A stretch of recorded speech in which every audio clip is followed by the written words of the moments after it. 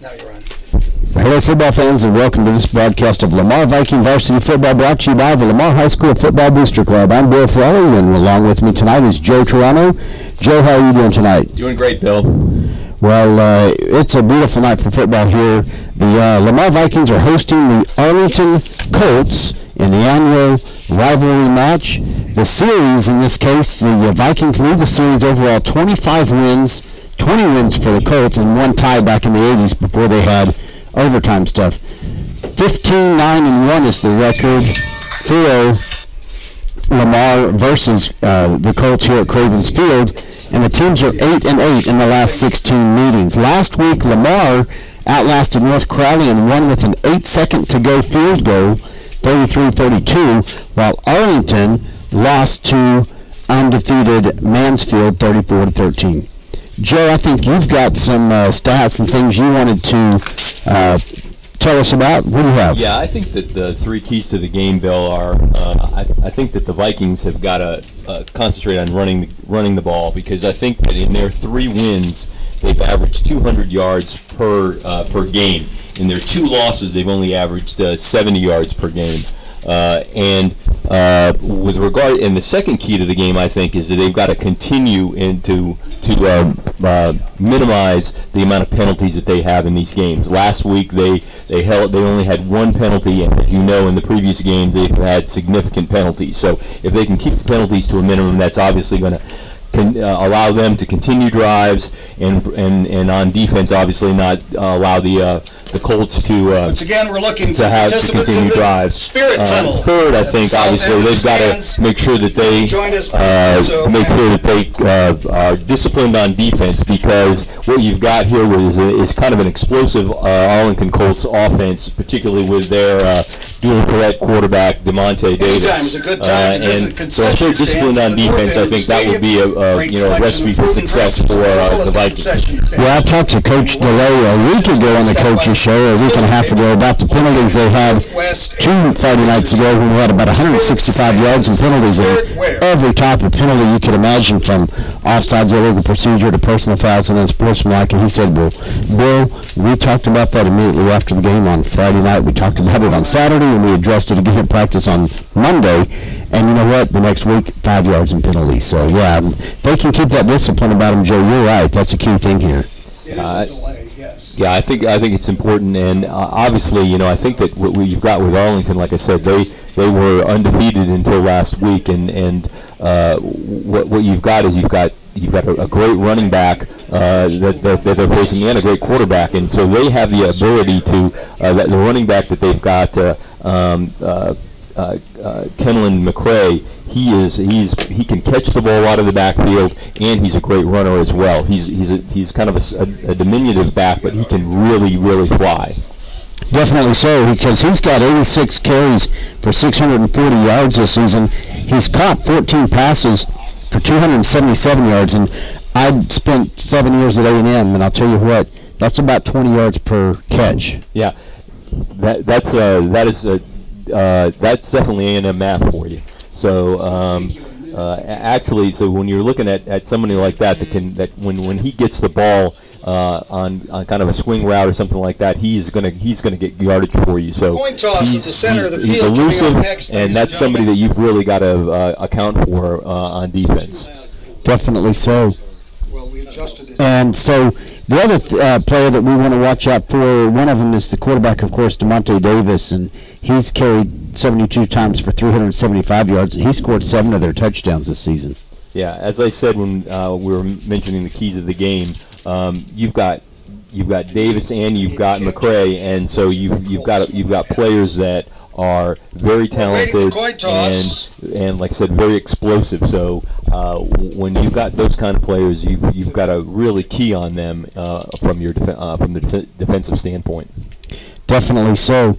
The other one of the other players, Trey Cleveland, he's caught 18 passes for 191 yards, and he's caught 4 touchdown passes. So one thing that Coach DeLay mentioned on the coaches show this week is, they're talented on both sides of the ball, and this is going to be a very dynamic game. We're going to have our hands full again this week, like we did last week with North Crowley. Yeah, and the one thing about Cleveland is he's a big, tall receiver. He's 6'3". and so that always poses a problem for a secondary. When you got a guy like that and you can throw it up and he can go get it, that's something that is definitely can be a problem for the defensive secondary. Yeah, the defensive backs for Lamar guarding him are going to have to use all their athletic power that they can, because he's going to be taller than they are.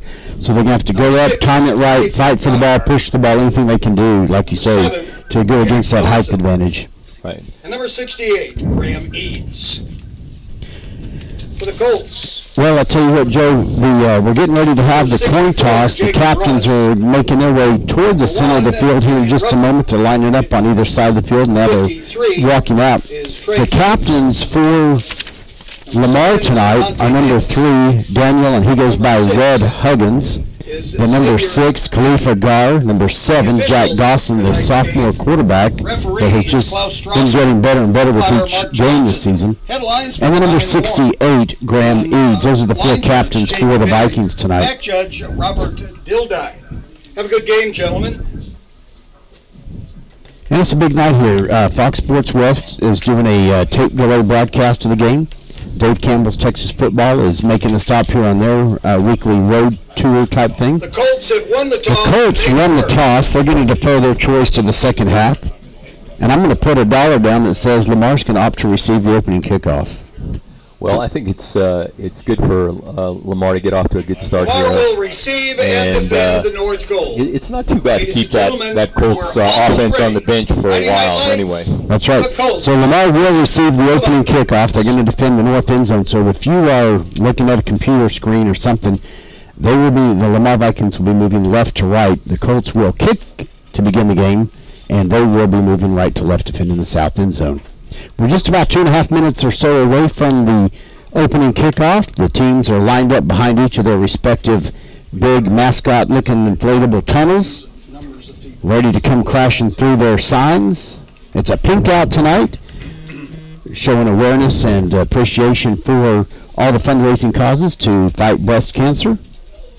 Well, you know, Bill, this is obviously it's a very important game for the Ladies and district gentlemen, because Vikings. you know the Vikings are 2-0 in district, and this would be a big win for them to go to 3-0. Definitely so. Definitely a big win if we can go to 3-0, because every game just about in this district is a tough one. And Joe, you and I were doing a broadcast, I think it was right here last year, when we had such a commanding lead over Bowie and let that one get away in the second half. And so you can't even just rest on your laurels if you have a big halftime lead over any of these teams. Exactly. That certainly was a disappointment, and that cost them the chance to go to the playoffs.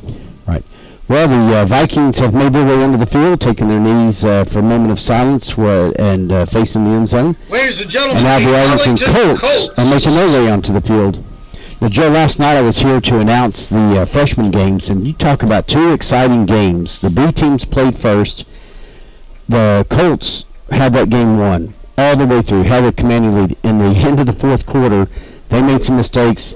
The Viking 9th graders capitalized on it, and we won that game in the last minute or so. Almost the exact same thing happened when the A teams played.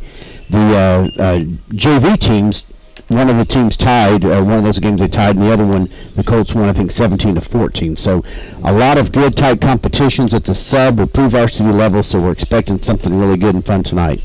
And it looks like everyone's getting on their feet for the national anthem.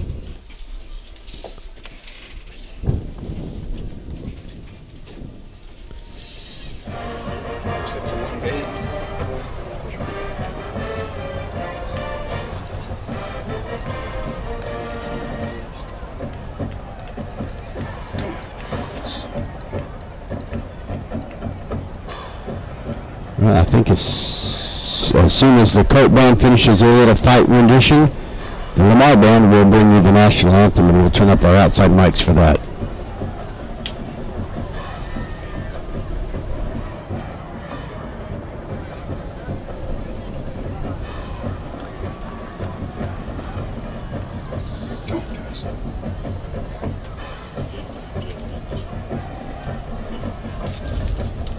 Ladies and gentlemen, may I direct your attention, please, to the flag at the northwest corner of our stands. Please rise. Have your hat. You've got one on. As you sing along to our national anthem, please remember those who lead us. those who teach us, and especially those who protect us tonight.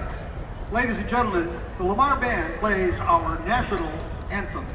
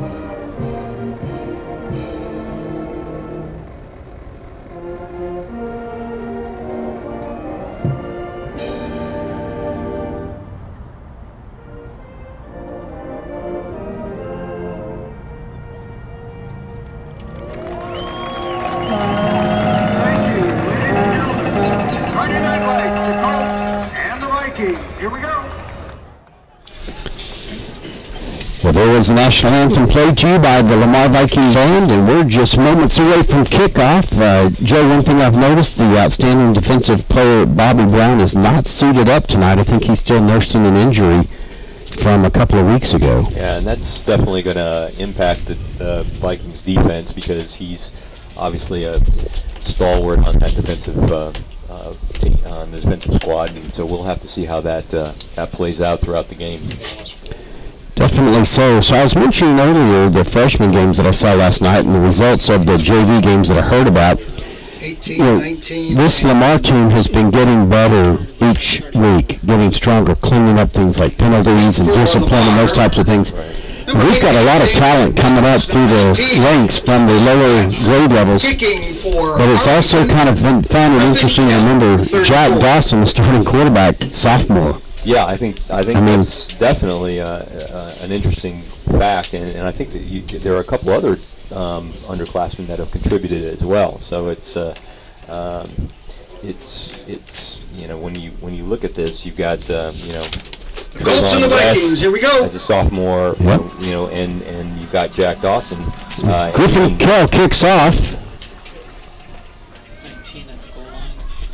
And it's going to be Trevon West bringing it out of the end zone 1 yard deep. He's across the 10-15 to the 20, and it looks like he's going to make it just outside the 20-yard line. 25, and so we're 21 making the stop. We were just talking about Trevon West as a sophomore. So you're right, Joe, 25 yards on the return. So 1st and 10 for the Vikings at the 25-yard line, facing this Colt defense. And let's see what we've got. Jack Dawson is the quarterback. We've got twin receivers left, single right. Now we've got one in motion. They've got a single high safety. And it's going to be a handoff up the middle, and he's going to get nothing. Bradley. I believe that was Michael Bradley that took that opening handoff. Number 4. No gain on the play. Well, they're going to give him 1 yard. So 1 yard gain for Bradley. That'll bring up 2nd down and 9. 94, Theron Billard. And number 53, Trey Phelps. 2nd and 10. So now we've got 2nd and 9. Twins left, twins right. It's another handoff up the middle, and it's going to get up to about the 29-yard line, so about a 3-yard gain there. Bradley on the Bradley again. Joe broke a little bit more of a hole that time for him. Right. They've gone up the middle twice, and we'll see if they're McDonald, how number 19, they are to the run, because like I said in the opening, 55, they need to establish the run. But the clerk. So now we've got the Colts to know that as well. We've got trips left, single right. Bradley in the backfield with Dawson, standing just to Dawson's left. Now Dawson looks over the sideline, calls out a new play. Here's a snap. It's the fake handoff. Dawson looks over to his right. He sees Trevon West. Oh, and he bobbles the ball and can't bring it in, unfortunately. Pass was intended for number 19. He had that defender beat. Yeah, It'll be it fourth looked down initially like and the 6. defender was going to be in a position to do something, but the defender slowed up, and Trevon West was past him, and unfortunately just couldn't hang on to the ball. 10, Just 85. bobbled it, so it's going to be fourth down and 6, and we're going to have Dayton Dubs as a punter. Dubs will punt. Caden Hidali did the punting in the first parts of the season. Dayton has been doing it for a game or two now. Here's the snap. Rodney Lucky deep. He gets the punt. It's a good punt. It's going to go to about the 30-yard line. It's going to take a roll. It's fielded to 26. This runner's going backwards to the 20 now, streaming out to the far side. Going to get back to the 26, 27. So there's a flag on the play. How long was the punt? 31-yard punt. 31-yard punt. And about a 42-yard punt. 1 yard on the return, but he ran about 1 yard 30 yards to get that yard. Yeah, I was surprised that he took off that way, and he's running backwards for quite a long ways. And then illegal block in the back. Against the Colts. Illegal block in the back against the Colts during the run back.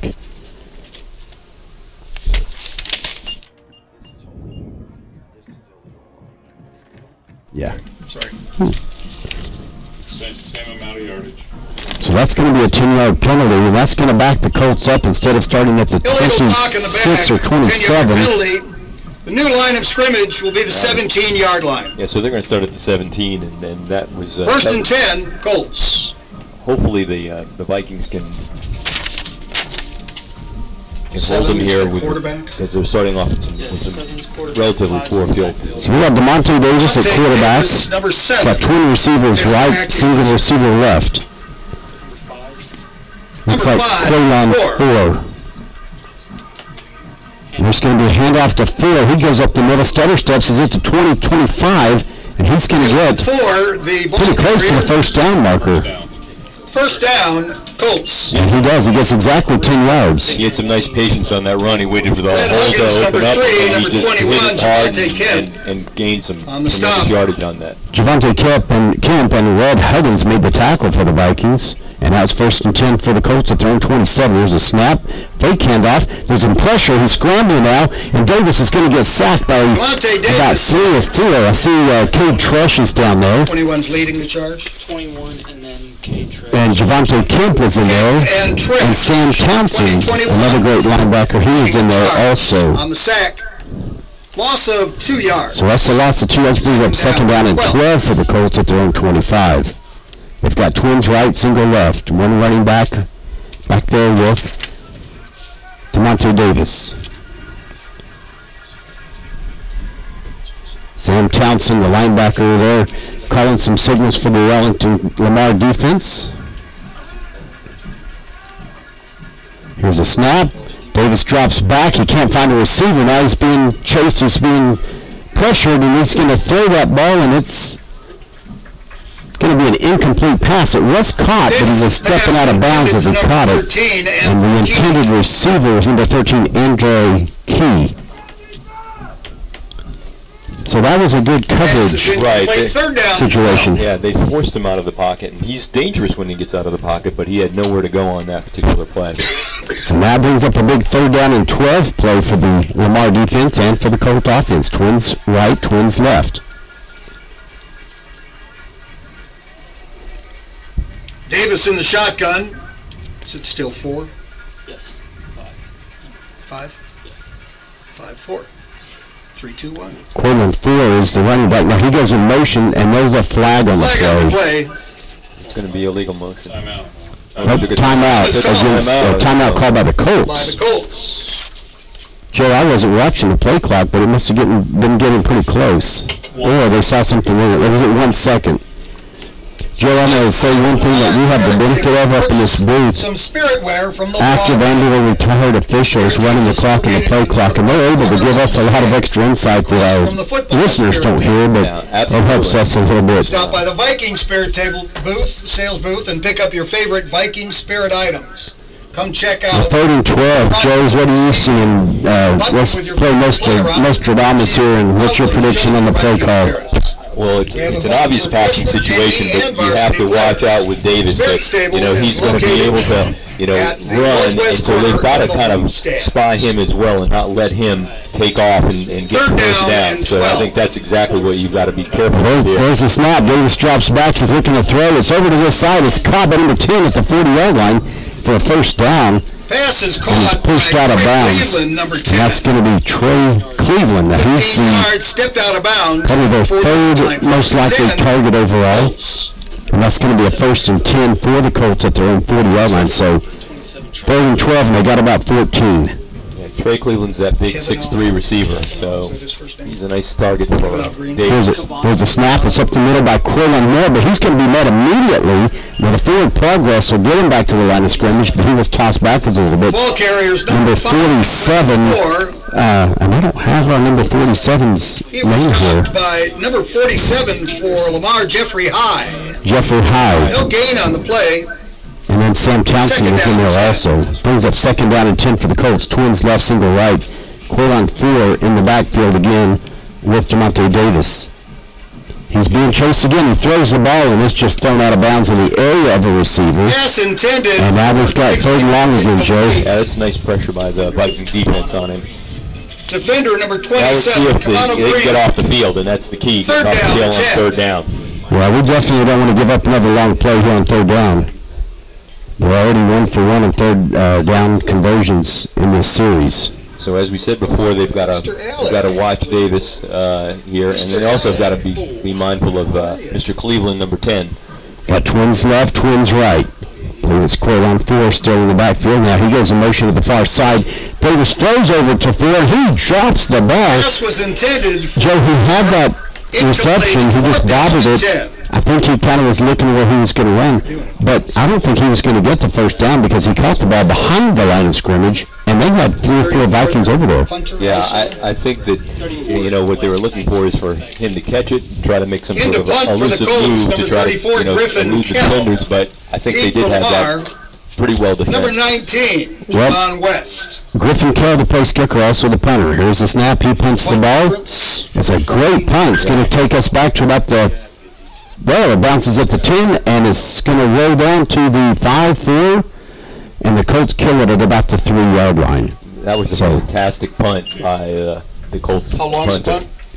Yeah, we had Trevon West back there deep, and he decided not to even do a fair catch at about the 15. 53-yard punt. It rolled back. That punt was not only long but high, which had the hang time, allowed their coverage guys to get down and pin it inside the 5. Yeah, their coverage man was right down there on that, and it would have been nice if 57. Trevon would have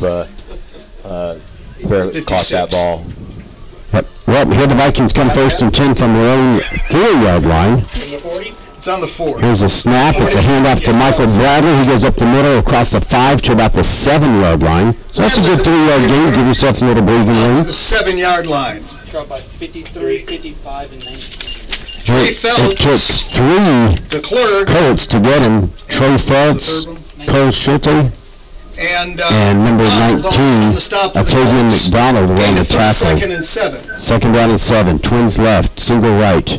Bradley goes in motion to the far side. Dawson's in the end zone. He's looking. Now he's going to run. He's at the 5, and he's just going to get back to the line of scrimmage. He had no one to throw it to, Joe. Everyone looked like they were covered, and he just kind of gave Gain up of a yard on the play. He had to just get out of bounds and save whatever yards he could. He got 1 yard on it, I guess, officially. So 3rd down at 6. Crucial 3rd down, pinned in our own 8-yard line. Yeah, it'd be nice to pick up the 1st down and kind of get out of here because you're starting to lose the field position battle if you have to punt from your own end zone. Here's a snap. Dawson's back looking. He's got a receiver out, and it's thrown just out of bounds. It's Trevon West again. 19, Trevon West. And they're matching up. He's matched up against Xavier Guyton, who's a 6'1", 170-pound defensive back. 4th down and 6. West don't have his height. He's pretty tall too. Dayton Dubs to punt. So now Dayton Dubs will be punting out of his own end zone with the line of scrimmage, the 8-yard line. So far, Joe, it's been a game of field possession, trading punts after a couple of drives here. Yeah, the field position is... Oh, he barely got that punt away. They were coming after him. It hits at the 32. It rolls to the 35-40. And it looks like it's going to be killed at the 41-yard line. He barely got that punt away. He did, and he's lucky to have gotten it away. And the Colts are going to start off in a 33-yard great shape on the Vikings 41. 1st and 10 for the Colts. Joe, I've watched a bunch of these Colt Viking games over the 24 years I've lived in Arlington. Alec, how are you? Speaking of punts, one time over at UTA, so Arlington was the home team, they had such a wind, the punter for Arlington kicked the ball straight up in the air and it went back over his head. A lot of strange things have happened in this series over the years. So the Colts start 1st and 10 at the Viking 41-yard line. Quaylon Fuller is in the backfield with Demontre Davis. Davis in the shotgun. Demontre Davis. Right. Got 3 receivers right, single left. 3 right, 1 left. Receivers. New play comes in from the sideline. Now the Vikings showing a modified blitz. Handoff up the middle. Quaylon Fuller to the 35 to the 31. 4, the ball carrier, down to the 31-yard line. He's going to get a 1st down. It looks like Red Huggins led the tackle for the Vikings that time. One of our seniors. So 1st and 10 for the Colts on that 10-yard run at the 31-yard line. They've got 3 receivers right and single left. Quaylon Fuller in the backfield with Davis. Well, we haven't gotten any word as to why they're not using their usual running back, but Number 13 takes the ball across the 30-yard line. He stopped before he goes out of bounds at about the 28-yard line. Taking the handoff. That was number 13, Andre K. Red Huggins makes another tackle for the Vikings. yeah, the Vikings defense did a good job stringing that out and making the tackle with only a couple-yard gain. So now it's 2nd down and 7 for the Colts at the 28-yard line. Now they've got a man in motion coming across. It's a keeper up the middle from Davis. He gets across to the 20 to the 15-yard line. Down to the 15-yard And that's going to be a big run and another 1st down for the Colts. Red Huggins. Red Huggins, 3 tackles in a row for him. But Joe, we're having trouble up the middle. Yeah, well, that motion has everybody's eyes going along with that man in motion, and it's an option play, and Demontre Davis held it, took it right up the Here's the snap again. There's another quarterback keeper. He goes up the middle over the left tackle. He's going to get about 3, maybe 4 yards before he stops. Townsend leading the The charge. bullet dead before he actually goes down, but we had about 3 or 4. Sam Townsend was one of the ones leading the tackle effort there. Now Townsend's going to come out for a breather, and then number 45, Javion Moore, is going to go in his place. That's going to bring up 2nd down and 6. 2nd down and 6. Got 3 receivers right, a single left, and Joe, like you're saying, we might see Key go in motion again, because that's been throwing off our line, but nope.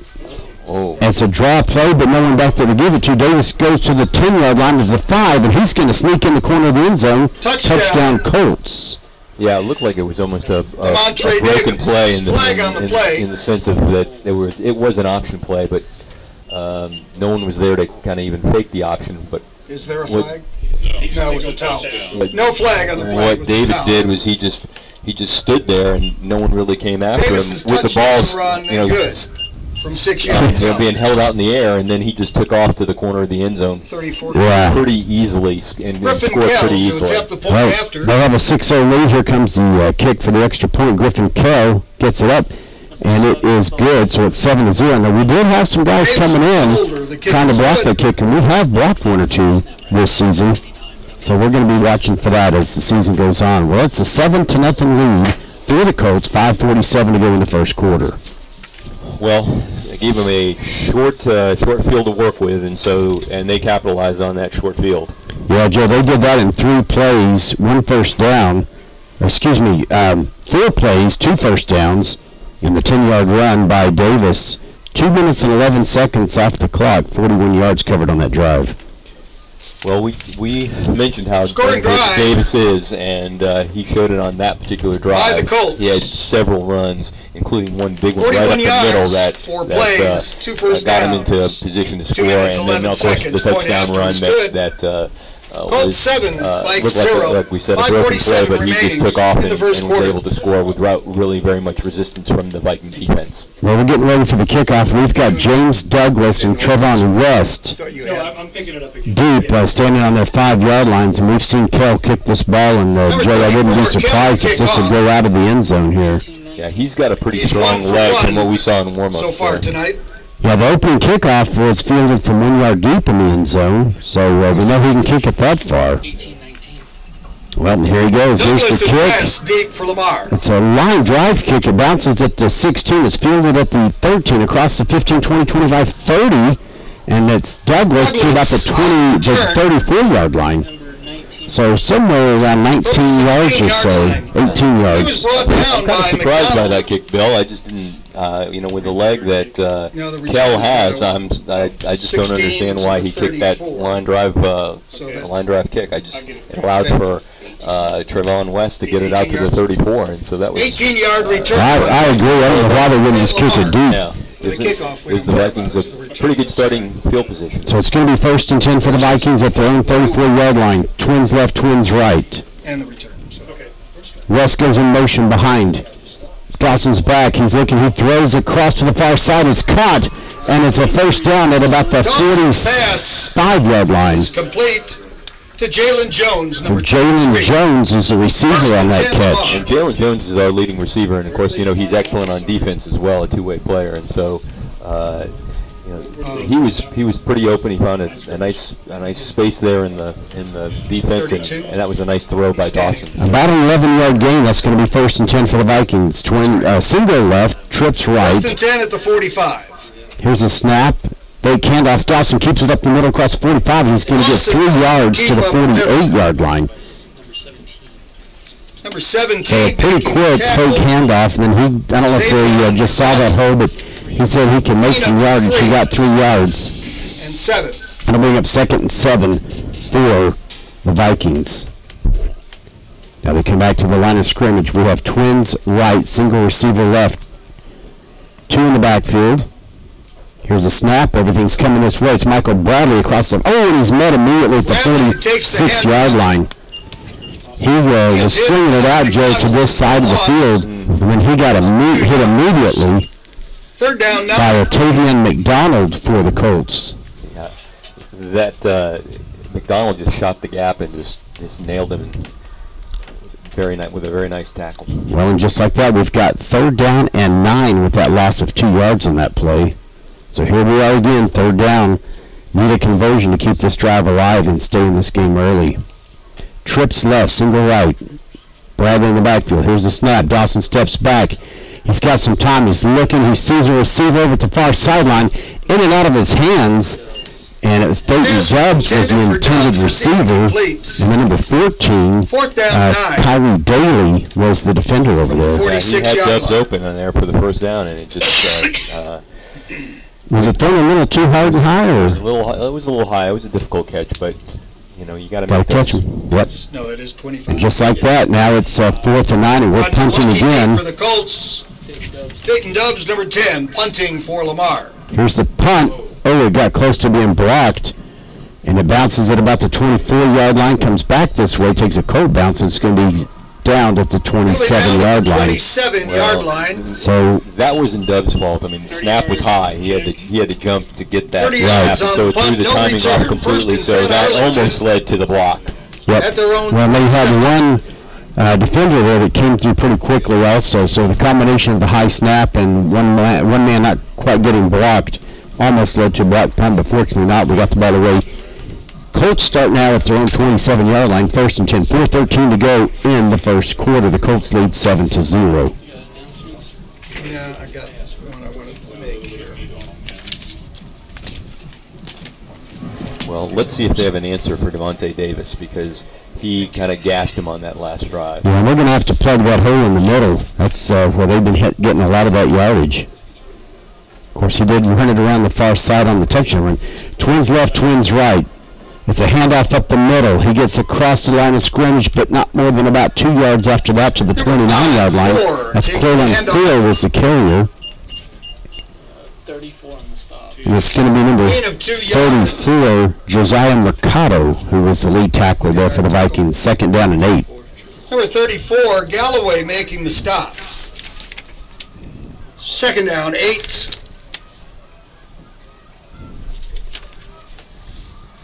Twins left, twins right. Here's a snap. It's up the middle again. Quaylen Ford's all the way across the 35-40, across midfield, and I don't think anyone's going to catch him. He's going to score on a 71-yard run. And just like that, Joe again, up the middle, and if we don't stop him at the middle, he's had acceleration. He was gone. 71 yards. Yeah, that was a complete breakdown. I mean, and you could see the speed of Quaylen Ford. I mean, it was totally on display there. Once he broke through the line, it just was, he was off to the races. Joe, you were mentioning earlier between a couple of plays, no word on why Cameron McCray hadn't been in the game, but they're not missing him. No. Davis to hold. Quaylen Ford Held to kick.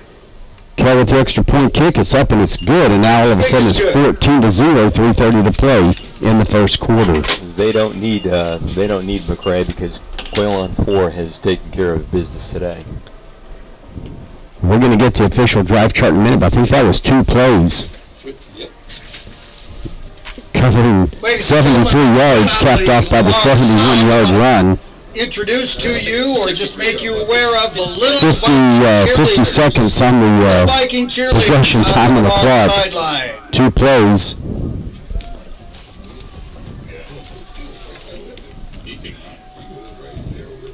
Two plays. Yep. 73 yards on the drive by the Colts. 2 plays, 1 first down, 50 seconds.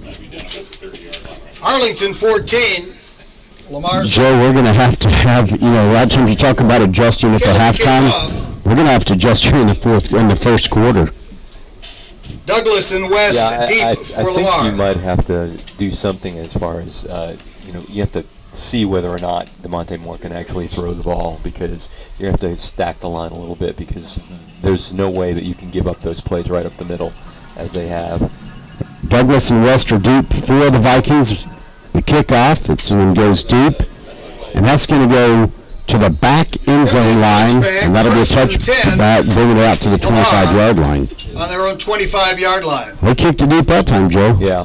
Well, and let's see if the Vikings can get something going offensively. If they can score here, then they're down 14, but they're clearly not out of this game. Oh, gosh, yeah. That if they can get some points on the board, I think that will certainly do a couple of things. One, it will just help shift the momentum, because right now they're feeling pretty down because of the fact that they've given up 2 pretty quick scores. Joe, we've got an Arlington Colt player, because they're lined up for the play, but he was right here with the team huddle over at the sideline for the Vikings.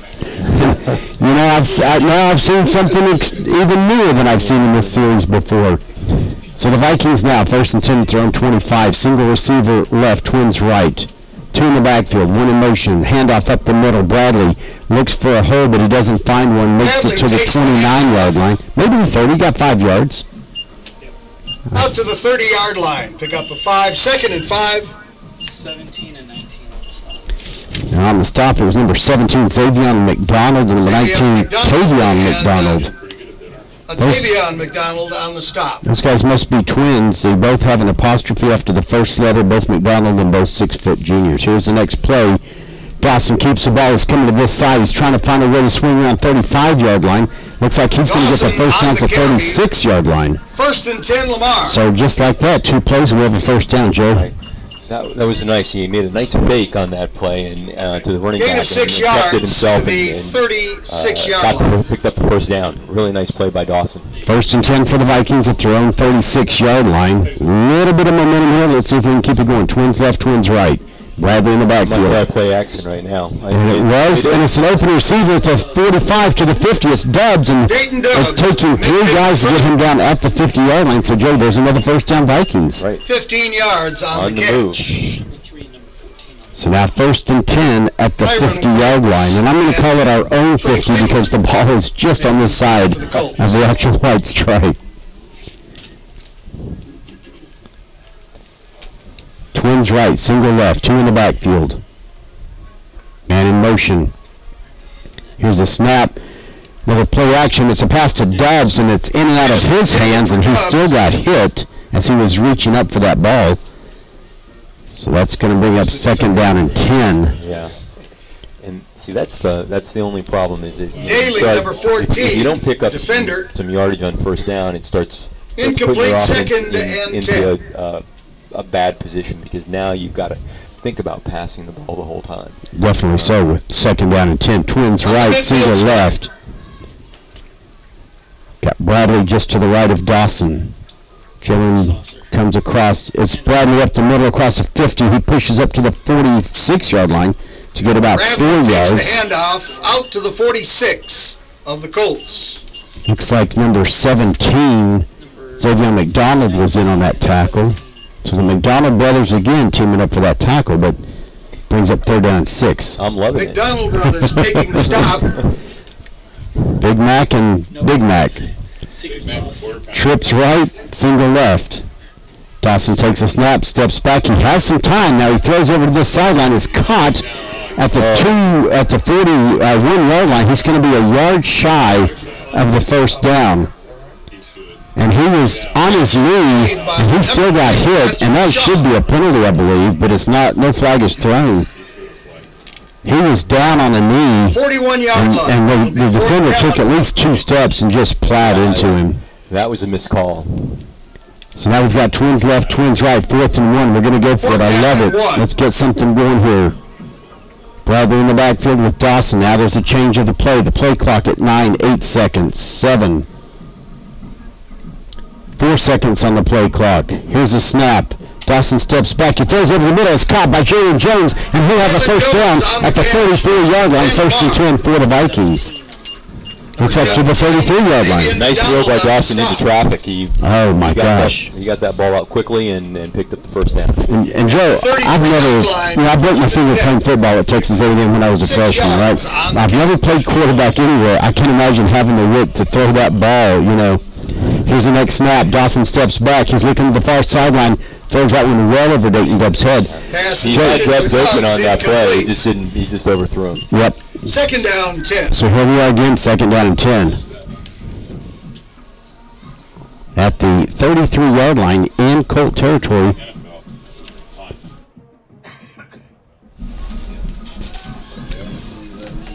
Twins right, single left.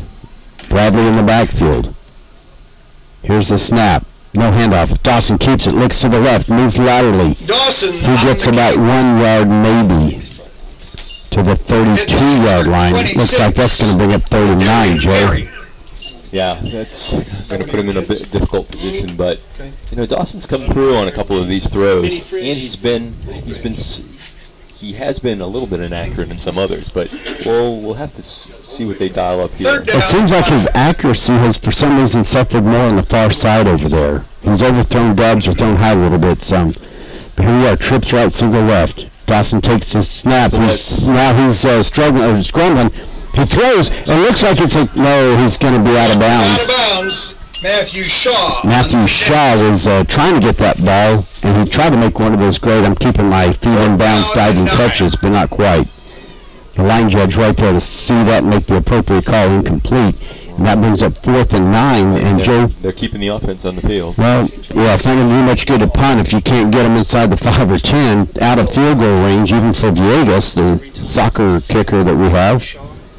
Right, that would be a 49-yard field goal attempt. So. Yep. So 4th and 9 at the 32. Twins left, Twins right. One in motion coming across now. Dawson steps back. He's looking. He throws. He's got to receive Lopez. Matthew Shaw, and he's got the 1st down at the 22-yard line. 17-yard line. 17-yard line. That was a mistake. Nice catch by Matthew Shaw. I remember Matthew from last year, and he made a lot of big plays. We needed about 9, and we got about 15 on that play. So 1st and 10, again, 3rd down conversion. Like you said, Joe, he's come through clutch on some of these 3rd downs. Twins right, single left. 7 seconds. Bradley in the backfield. Dawson steps back. He throws over towards Dayton Dubs again. He overthrows him. And some of the Vikings were thinking they might want to flag, but that was just, I think, some good blocking, I guess, that was going on. But that ball was pretty much uncatchable, even maybe if you hadn't have been blocked. Not if you're 20 feet tall. It was kind of, there was a lot of hand fighting there. Might have been some holding on. Yeah. The second down and 10, Twins right, single left. Here's the handoff over to the right-hand side. Bradley across the 15, down to about the 11, 12-yard line. 11-yard line. Make it the 12. That's going to hit you 4 yards. That's going to be about a 5 or 6 yard gain depending on where they put it. Into the first quarter. I see one guy at the 11, one at the 12. They're going to mark it at the 12, so a 5-yard gain. We'll bring up 3rd and 5. That's into the first quarter with our score. Arlington 14, Lamar 0, but the Vikings are driving. Right.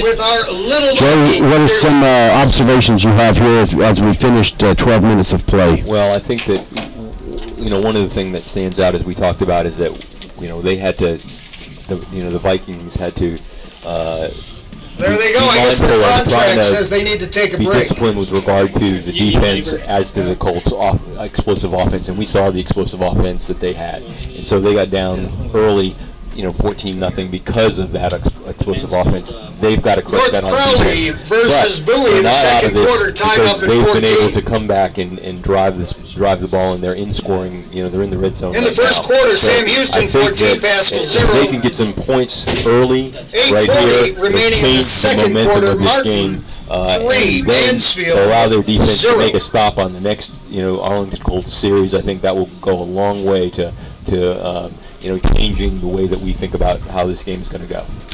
Joe, here's some scores from around the district. North Crowley at Bowie, they're tied at 14 just early in the second quarter.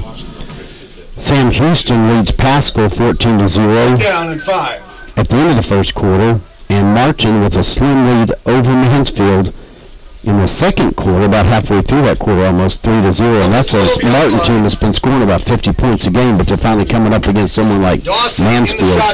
So we're back to live action here. Twins left, Twins right. Dawson steps back. He throws over to this side, and again, out of the reach of Dayton Dubs. He had it open, and if he had just, hit him, Dubs had some room to run. Yep. 4th down, 5. And it's to that same left-hand side. If you're the quarterback, he's just struggling with the accuracy over there, either laterally or too high. So that's going to bring up 4th and 5, and we are going to see Villegas come out to kick a 30-yarder. Yeah. Villegas to attempt the field goal. Snap is there, the hold is there, the kick is up, and it is good, and that had plenty of leg. That could have gone another 10 or 15 yards, I believe. From the 12. Well, the bad news is no touchdown. The good news is points are on the board. So from the 12, 5 yards back. That, if nothing else, is a morale booster for the Vikings. And so the key, as I said 27-yard before, field is goal. what can they do on this possession defensively? If they get a stop, particularly if it's a 3 and out, that will really be helpful. Oh my gosh, yes. And get that offense back on the field, because they were able to drive, drive the ball against the Colts defense. 3 minutes 33 seconds. We want to see field that from defense 27 yards right out now and get the Colts, get the Vikings offense back on that field. Colts 14. Villegas scored the last 3 points in that victory with 7 seconds on the clock last week against North Crowley. He scores the first 3 points of this game early in the second quarter. Now maybe we can start doing touchdowns. Once again, ladies and gentlemen, tonight's game is live audio cast on the web at LamarNation.com. LamarNation.com. Looks like deep for the Colts, number 14, Kyrie Daly. I'm trying to get the number. For the Colts, number 14, Kyrie Daly, and number 16. Number 16, Sam Shank is the other one. Of course, Villegas will be kicking off for the Vikings.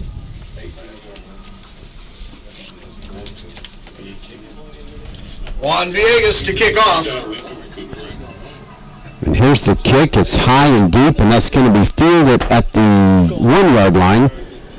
By number 14 is across the 5 to the 10 to the 15. Townsend almost had him, but across the 20-25, and he's going to be tackled at the 27-yard line. Well, he slipped right through Townsend's hands. Red Huggins, number 3. Red Huggins made the ultimate stop. That was number 6 yards 14, Kyrie Daly, about a 26, or about a 25-yard, 26-yard return. Yeah. It looked like there was a block in the back, Bill, and it was not called. Okay, I didn't catch this. I'm glad you did, and I was wondering what the fans were all upset about down here. I'm laughing because we have a couple of former officials up here running clocks, and the fans don't know what they're talking about, and they're complaining. So these guys are great up here. They help us understand a lot more of what's going on. The Colts first and 10 at their own 27. Twins left, twins right. Single running back in the backfield with Davis. Going to be a handoff up the middle. Again, there's a big hole, 30, 35, 36, 37 yard line. Number 1. So it was first and 10. They got 10 yards, and that'll be first and 10. Credit the tackle to number 9, Jordan Mercado, and number 5, Caden Hadawi.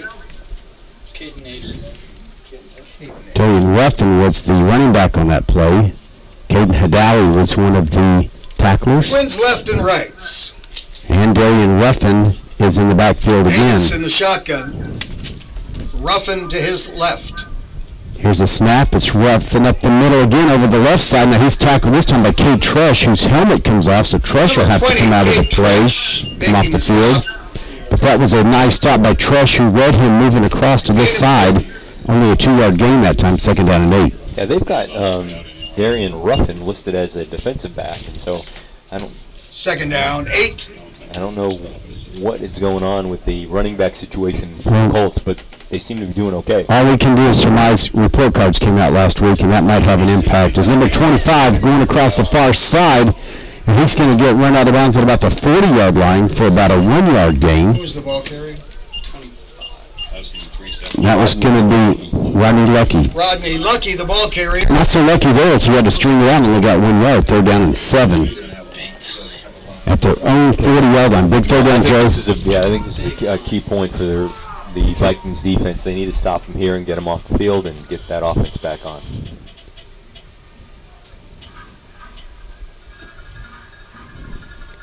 From the Now they all 40-yard spread line. out. Twins Third left, down, twins 7. right. Ruffin, the running back. As you said, the defensive back, but in the backfield with Davis.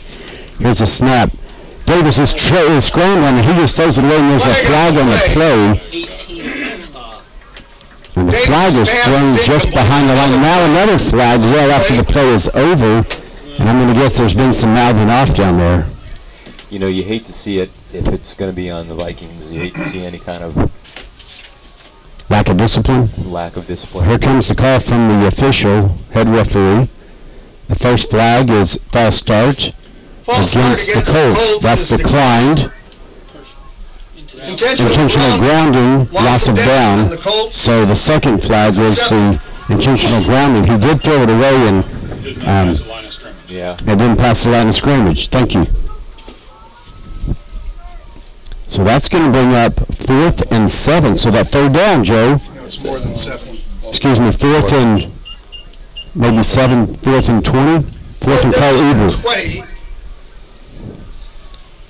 19. So we've got Trevon West deep. He's standing on his own 38-yard line. Kel the punter. Here's a snap. Not much pressure. Hadawi comes in though.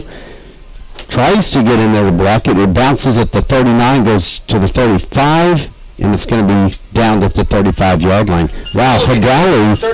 At first I thought there's not much pressure, but he was speeding around from this sideline and almost got to it. Yeah, he does have speed. Yes, he does. Kel was really taking his time to get that punt off, but he won't be able to get away with that too many more times. And Hadawi, I believe, has blocked at least one this year.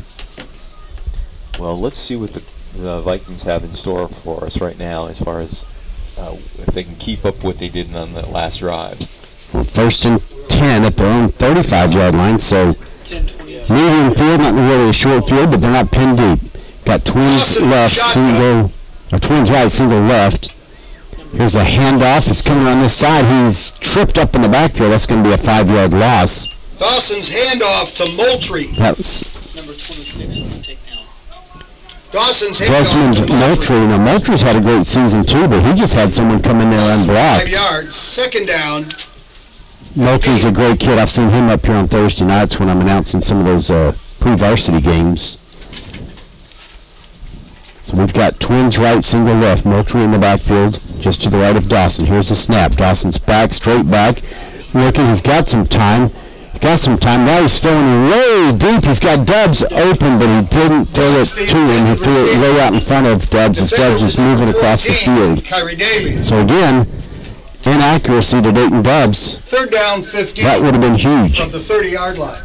Well, he went for it all on that one, Bill, and he was being pressured tremendously and got out of the pressure, and then just took a shot down the field. But it puts it obviously now in 3rd and 15. It's a difficult third down situation for the Vikings. It's 3rd down and 15 from their own 30-yard line. 9:43 to go in the second quarter. Twins right, single left. Moultrie in the backfield. No, it's not a handoff. It's out to Dubs. He catches this one. He's out to the 40-yard line. Not going to be enough for the first down. It'll be 4th and 5. The 40-yard line.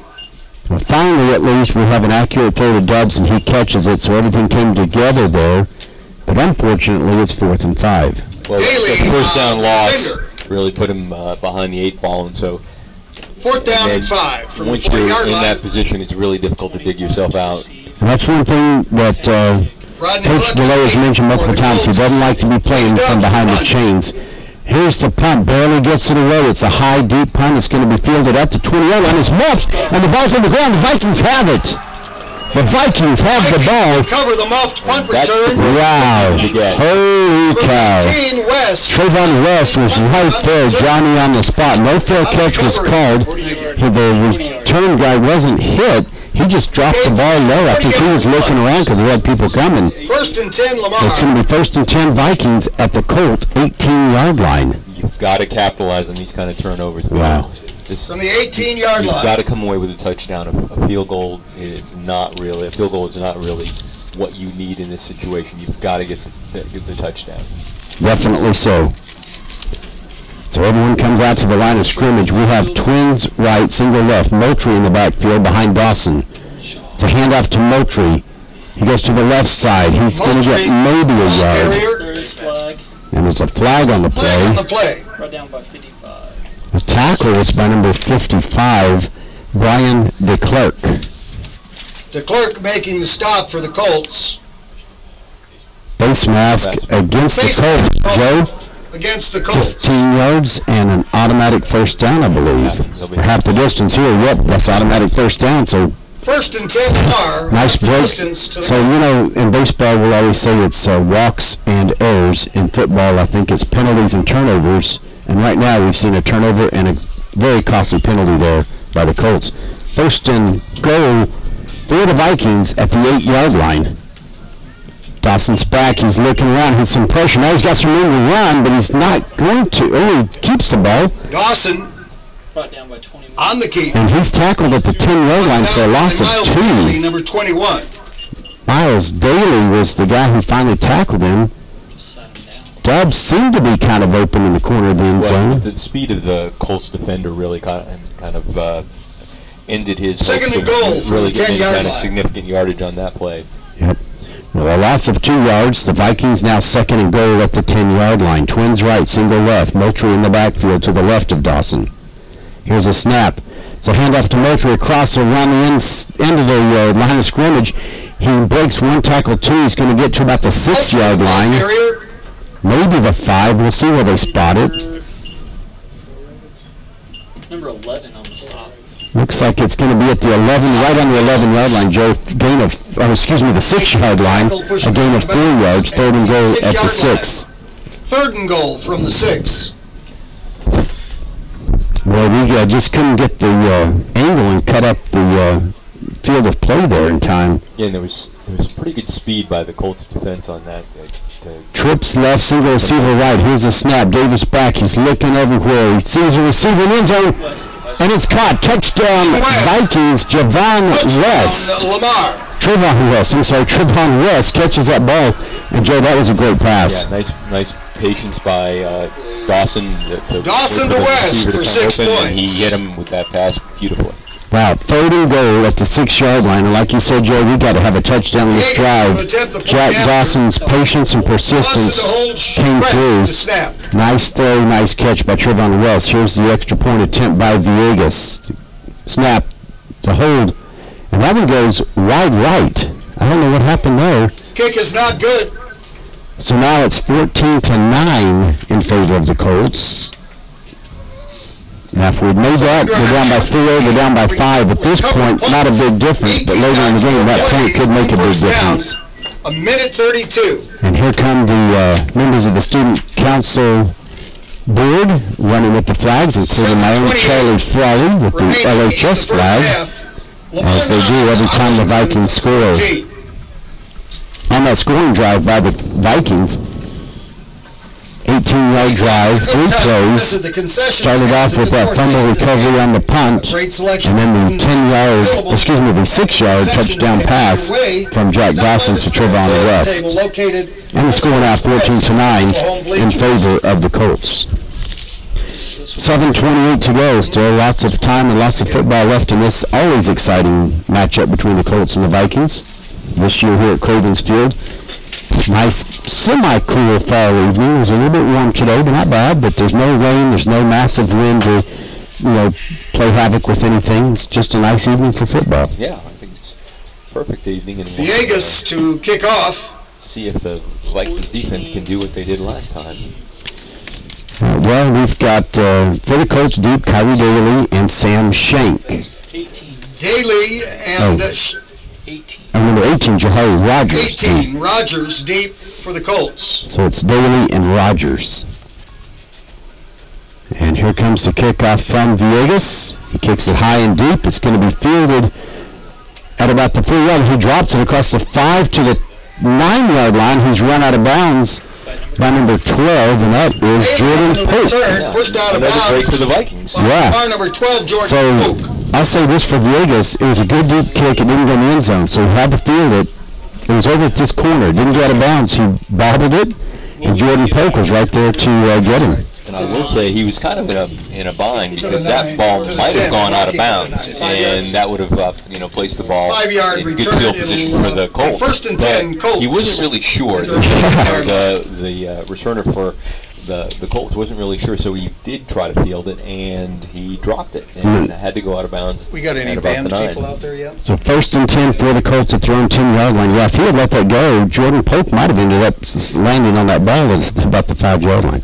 First and 10 for the Colts at their own 10. Twins left, 10, Twins right. Davis hands it off to number 25, who goes around the other end to the 5, the 10, 15, 20. 25 still on his feet, 30. Davis hands off to 20-yard run on first and 10 from the 10. That's going to be number 25, Carry first and 10. Rodney Lucky. Right, for a 21-yard gain on first down. And so, like you said, the Vikings actually 20 yards out to the 30-yard line. First and 10. So first and 10 now for the Colts at their own 30-yard line. Twins left, Twins right. Man in motion coming across. No handoff up the middle from Davis, and he's going to be tackled at the 35-yard line. At least they didn't blow it completely open there, but he did get 5 yards. Sam Townsend, that linebacker for the Vikings, stopped him at the 35-yard line. And Bill, we haven't second seen down and 5. That the Colts throw the ball really hardly at all. So, I'd be pressing up just to see whether or not they can actually throw it. That's a good point. Good point. Twins right, Twins left. One in the backfield. Showing some blitz here. Davis is back. He throws deep to the far side. He's got a receiver, and he does catch the ball. That's going to be number 10. He proved me wrong. 6'3", Trey Cleveland brings that one in. To number 10, Trey Cleveland. So they go from their own 35 to the Viking 37. So 28 yards on that play, first and 10. So now they're going to come out with trips right, single receiver left, one in the backfield with Davis. 6 minutes to go in the first quarter. It's a handoff to number 13. He goes backwards a little bit. He's going to be stopped at the line of scrimmage, maybe a half yard number 13, back. Ball carrier. Maybe even a full yard loss. Let's see. Yep. It's going to be second down and 11 at the 38. Making the stop. Joe, that time the man in motion, number 13, Key, comes around to the far side, and then he could never string it out and make that cut. Well, James Douglas made a nice play on that. He kind of held his ground strung it out and made the tackle. It was very nice. Twins right, twins left. 2nd and 11 at the 38. Here's a snap. Davis, it's a handoff up the middle, and he's going to be wrapped up, tripped up, finally comes down at about the 33-yard line. 4 on the ball carry. So that's about a 5-yard gain. 5 yards. And that'll bring up 3rd down at 6, Joe. Is it a big 3rd down? It's a big 3rd down. It's a big 3rd down, but and with their field goal kicker, you never know if they stop him here. He's got a big leg, so we'll see what they do if they can get a stop. Just under 5 minutes to go. Trips right, twins left. No one in the backfield. Vikings showing blitz. They jumped off sides. Free play for the Colts. He's got a receiver, but he throws it between everyone. For number 18. That's going to be a 5-yard penalty, as we had a guy jump off sides and couldn't get back in time before the ball was snapped. So that'll bring up 3rd down and 1 for the Colts at the 28-yard line. That's an untimely penalty there for the Vikings. Yeah, and they've been pretty good, as we said, with the penalties this game as well. Oh yeah. We talked about in the pregame, but that one is going to hurt. But I'm not sure why. I know it's an Amazon delivery is what it is. So we've got trips right, twins left. No one in the backfield on 3rd down. Now a man in motion across. Davis keeps it. He goes up the middle across 25, 20, 15. Tackled at the 14-yard line. Tackled by Caden Nader, number 5. Number 5, Caden Hidalgo. And now a late penalty flag well after the play is over. So it's going to be some type of a dead ball foul. And it looks like they're ready to march this off against the Colts, I think. Caden Hidalgo made that stop.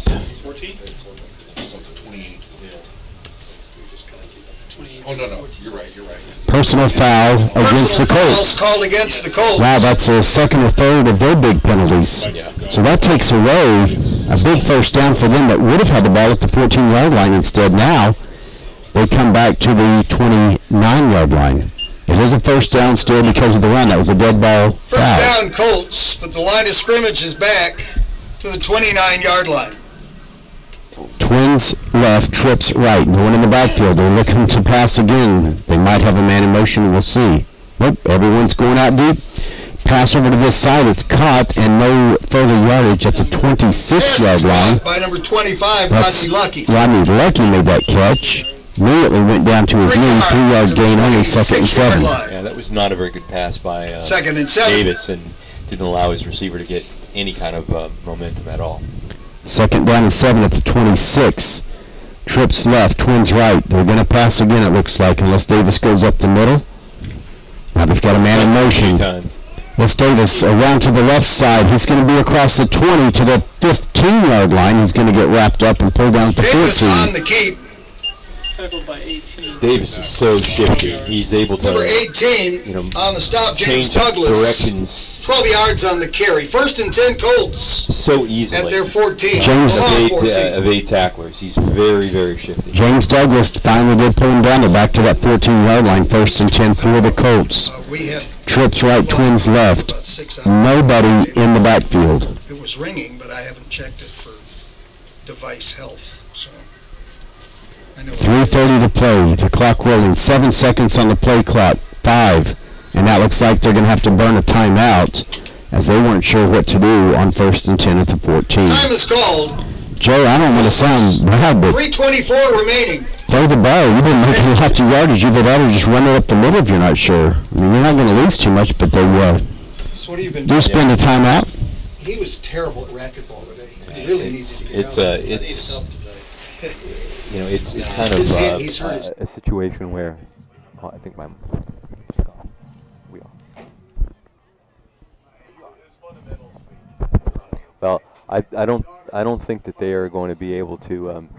I think that one of the situations that we've got facing the Vikings right now is that they haven't been able to stop the pass. They haven't been able to stop the run on this drive, and so they are not in a position to do anything unless against the Colts. So it's kind of pick your poison, and right now it's a situation where they've got to really kind of buckle up and really stop this whole offense right here. Because if 1st and 10 Colts from the 14-yard line. 9, that's going to be a problem. Teams are back out ready to go. Trips right, twins left, empty backfield.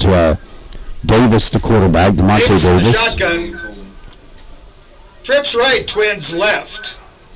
Now Davis and one of the officials talking a little bit. Now the head referee comes out, signals the start of the play clock. And now, after that timeout, the quarterback's still looking back to the line of scrimmage for the play.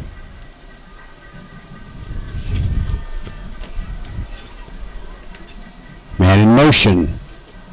Davis keeps it over to the left side. He gets across the 10. Fighting for the 6-yard line. It looks like stopped at the 7, maybe. Tackled by Red again. Red Huggins made the stop for the Vikings. Making the tackle for Lamar.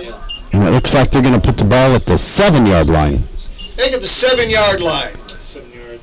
So 2nd down and 2 from the 7.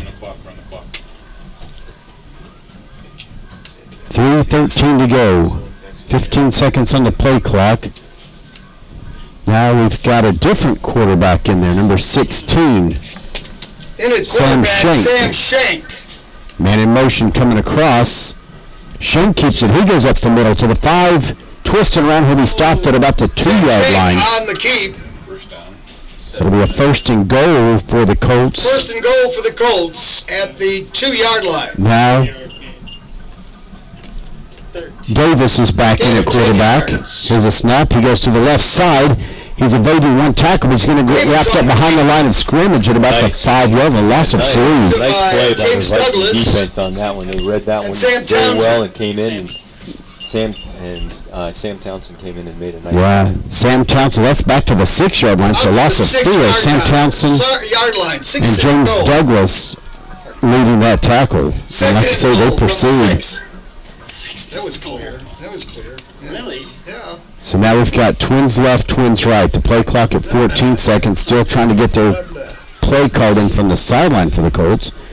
Now we've got number 44 in the backfield. That's Graham Shank. They got a lot of same last names on this team. Here's a handoff to the man in motion coming to this side. He cuts up the middle to the 3, to the 2. Ball on the ground. On the play. And now we're going to have to see. The Vikings say they have it, but let's see who comes up with it and what the officials say. Who's got it down there? Who was the carrier? 5? Yes. Ref is saying that Colts still have. Yeah. 47. Number 5, 4. The ball carrier. 4-on-4 was the ball carrier. He must have gotten back on top of it. I thought 47 had it. So now it's going to be 3rd and goal at the 3, it looks like. 3rd down and goal at the 3-yard line. 2-yard line. It's a medium. 3rd big, 3rd down here, Joe. We keep saying it, but it's big again. Twins left, Twins right. Graham Shank in the backfield. Keeps it. Davis keeps it. He goes up the middle. I think he stopped short of the goal line. Yep. It's short. He's going to be marked at the 1-yard line. So a 1-yard gain, that is huge. Joe, if there's ever time to stop him up the middle, let's do it at the 2-yard line. Nice push by the defensive line. Number 13, Sammy that Townsend. was, And number 58. they've been gashing them. The Colts have been gashing right up the middle of the whole game, but they did not do it on that particular play. Sam Townsend was leading the stop there in the right up the middle gap. At the 2. 4th and goal at the 1-yard line. Here's the snap.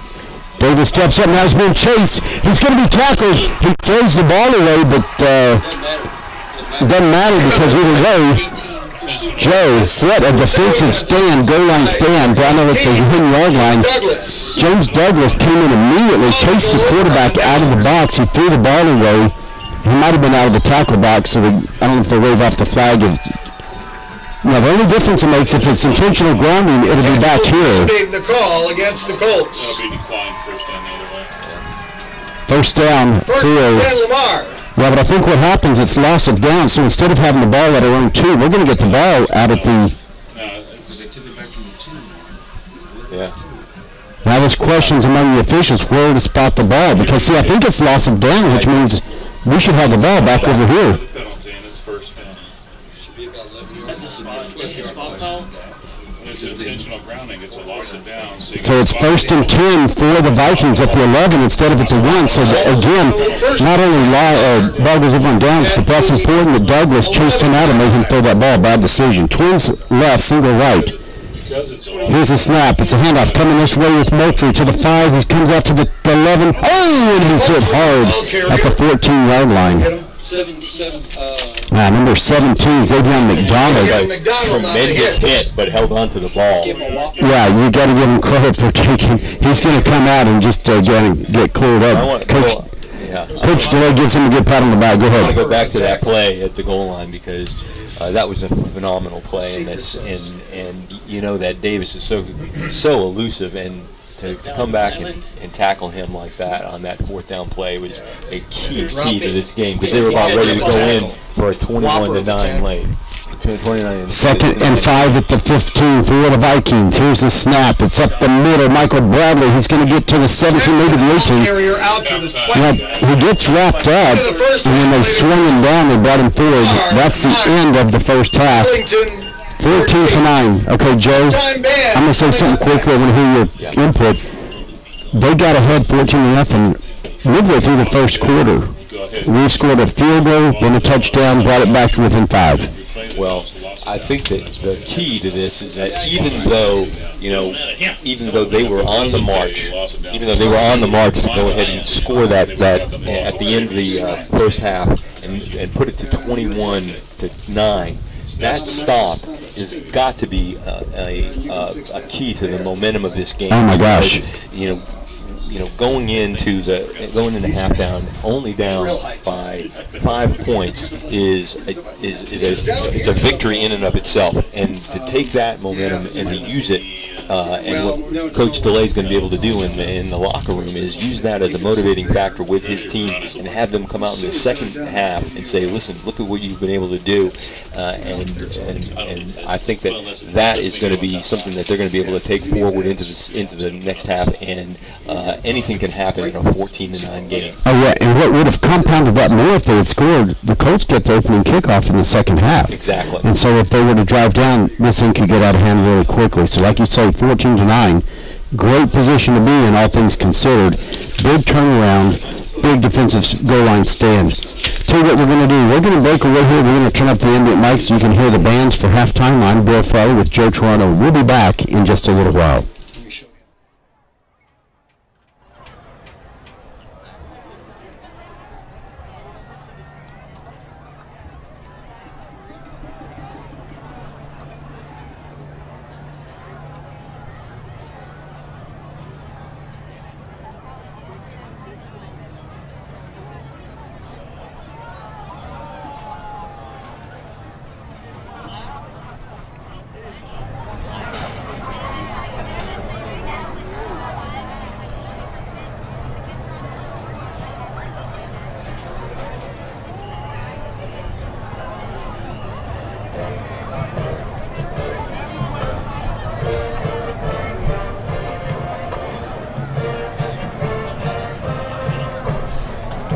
Ladies and gentlemen, and welcome to tonight's halftime performance featuring the Arlington High School Colts Marching Band and the Colts Kicker Drill Team. And now performing for your halftime entertainment under the direction of Miss Jeannie Knight, the award-winning Grand Champion Drill Team, the Arlington High School Colts Kickers. The Kickers would like to recognize Miss Bowles for her outstanding dedication and hard work for Arlington High School. Thank you for always supporting the drill team and all you do for our students at Arlington. Congratulations, Ms. Bowles. You are the Kickers Teacher of the Week.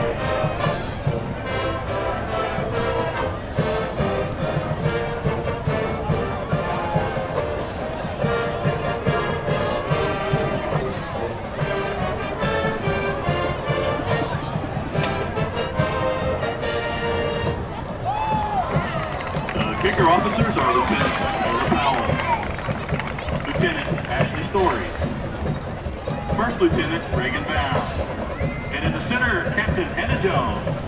Social officers are Bella Rodriguez and President Abby Mathis.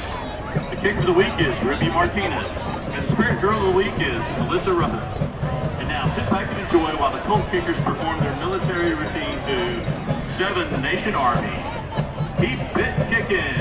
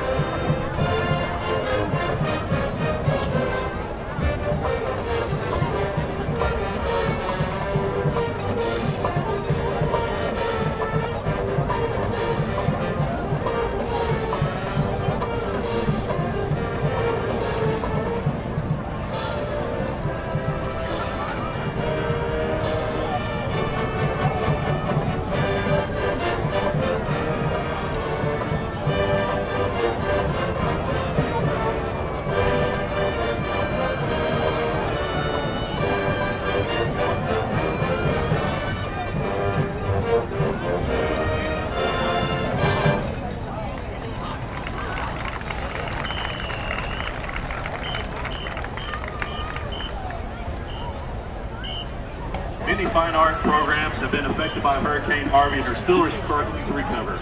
If you would like to help in this endeavor, please go to the website help.goarts.org and find a program you can help. Thank you for helping bring back the arts to students recovering from this devastating event. We wish the Pride of Lamar the best luck next Tuesday at your UIL performance.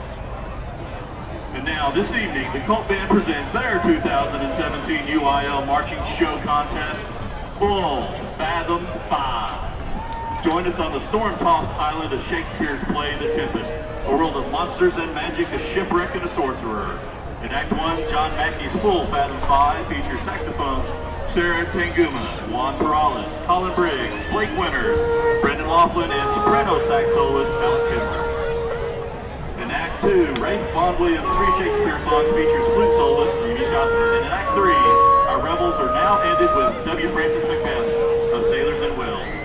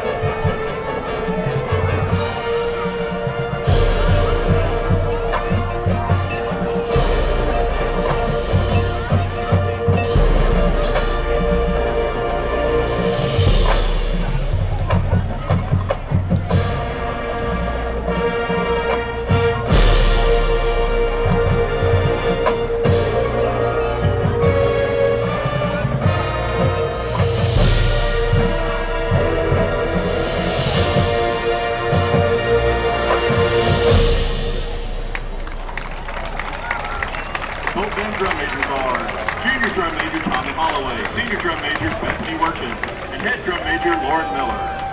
Director of Bands is Michael Haney. Assistant Directors are Nathan Buren, Nathan Hervey, and Brian Lowe. Guard Instructor is Cassandra Juarez.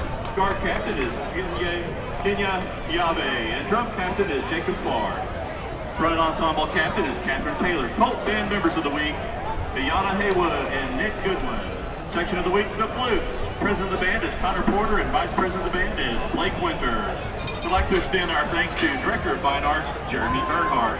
Principal of Arlington High School, Shabir Tala. President of the Band Booster Club, Jennifer Miller. Special thanks to our process teams, the drum draggers, and all AHS Booster Club members. Band Booster Club Volunteer of the Week is Cindy Kay. This has been the voice of the Colt Band reminding you, how sweet it is to be in Colt Country.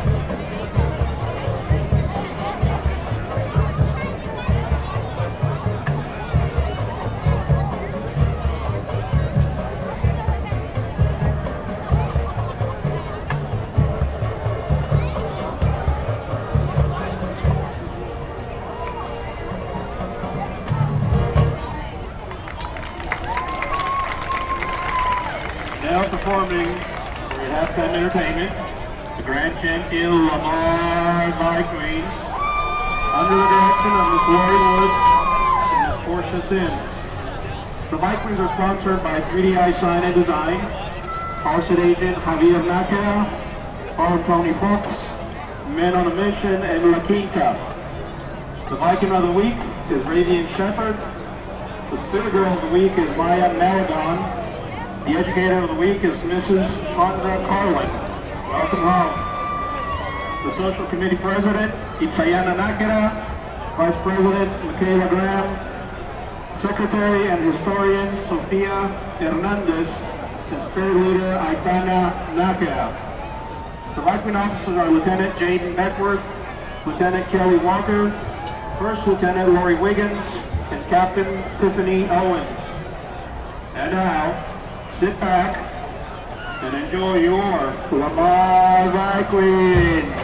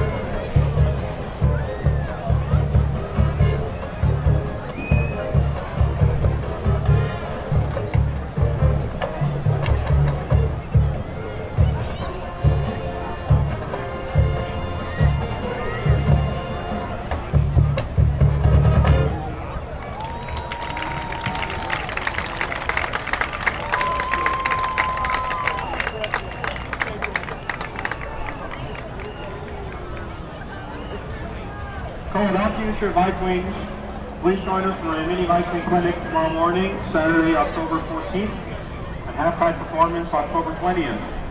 If we see any Viking or the directors to sign up, we want to see your young dancers shine on the field with our very own Vikings.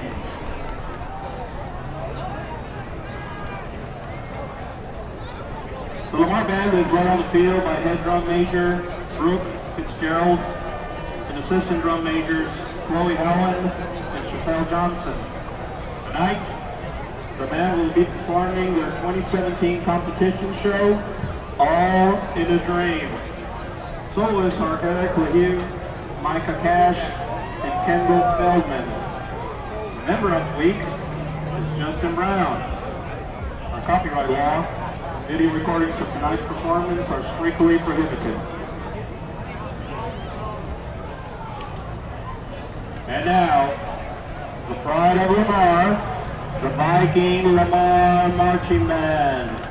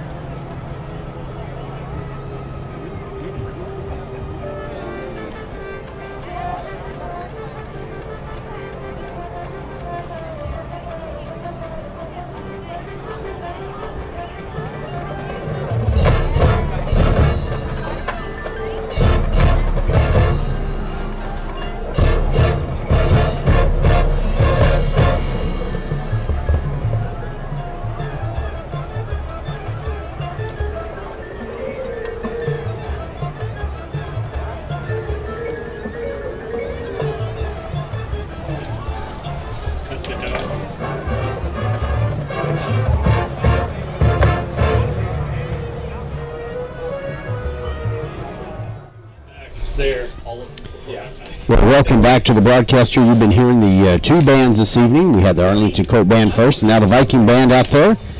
Both doing great jobs entertaining the crowd at halftime here with our halftime score, the Arlington Colts 14, the Lamar Vikings 9. Joey, it's always fun to hear about what the former Arlington Lamar Viking players are doing once they go off into college, and we've had Alec Happel come up here hanging out in the booth with us a little bit. Sophomore at Samford University in Birmingham, Alabama, playing linebacker there. Did a great job as linebacker here at Lamar through his college career. So it's great to have him come up here reminiscing and talking. The Samford team has a bye this week, and so he's in Arlington for the weekend to see family and friends. Yeah, we're going to check to see if he's got any high school eligibility left. If we can get him out there for the second half. Well, he was talking about suiting up and maybe going out at halfback, fullback. He only played 3 years, so then he's definitely got 1 year left. He's got 1 year left. So, but it's interesting. Lamar Viking Band. We get these players that go off, and Scores at halftime. it's fun to listen to him talk. And he was talking about a recent weekend where they had to take a 9-hour bus ride to go play a game. They won the game, the away game. And I was talking to him saying, a lot of times the home team advantage is really because you have the crowd. In that case, that team didn't have to ride a bus for 9 hours, the home team, but they did ride the bus, Samford, and they won. And he said when he got back on the 9-hour ride back, he said, I don't want to be on a bus for at least 2 weeks. Unfortunately, they have the bye this week. So it's always good to see players come back up and around. Right, I'm sure that he was doing a lot of homework and studying on that bus ride back. That's probably what was going on. Definitely so. Well, we're glad Alec came by and said hello to us and hanging out. It's good to see the former Viking players and see them being successful off in the collegiate world, both on the field and in the classroom. That's right.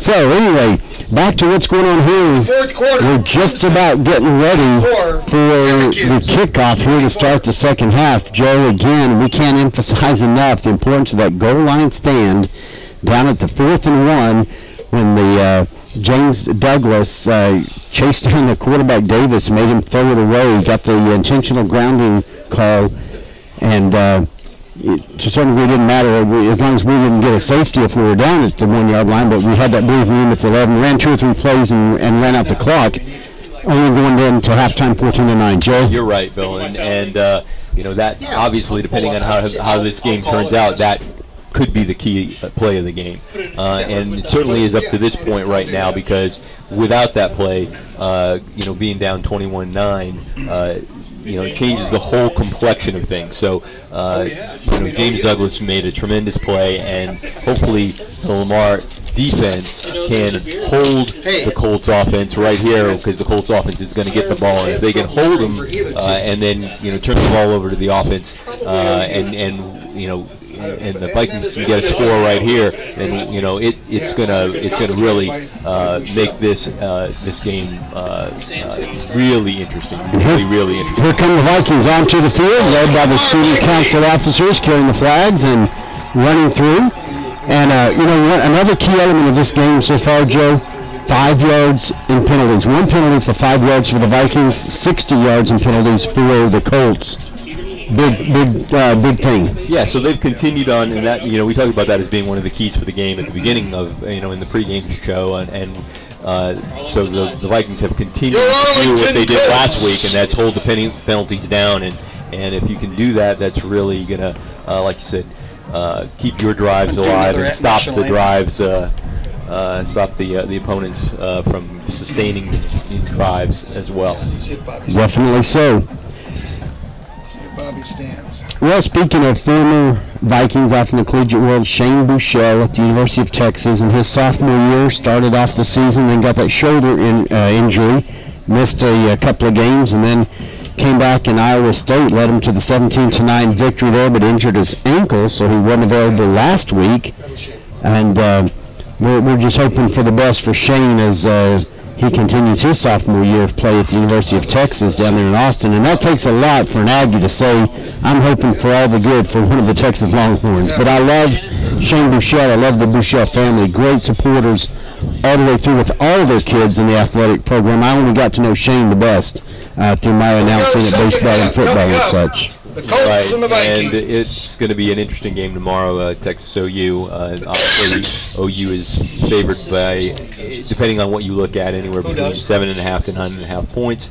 But I think it's going to be a pretty close game. And Texas has played well ever since that the debacle of the first game against Maryland. But since that time, they've really played well, and so it's going to be a very, very good game tomorrow out at the Cotton Bowl. Okay, well, they're getting ready to kick off. Rogers and of course, it'll be Vegas the Colts kicking off for Lamar. The Vikings, and Rogers and Davis are deep for the Colts back at the goal line. So here comes the kick. It's going to the far right corner of the field. It's fielded at the 10-yard line. Daly at the 15. Looking for more light. Gets to the 20. He's going to be wrapped up at about the 22-yard line. So about a 12-yard return for Kyrie Daly. 12 yards on the return.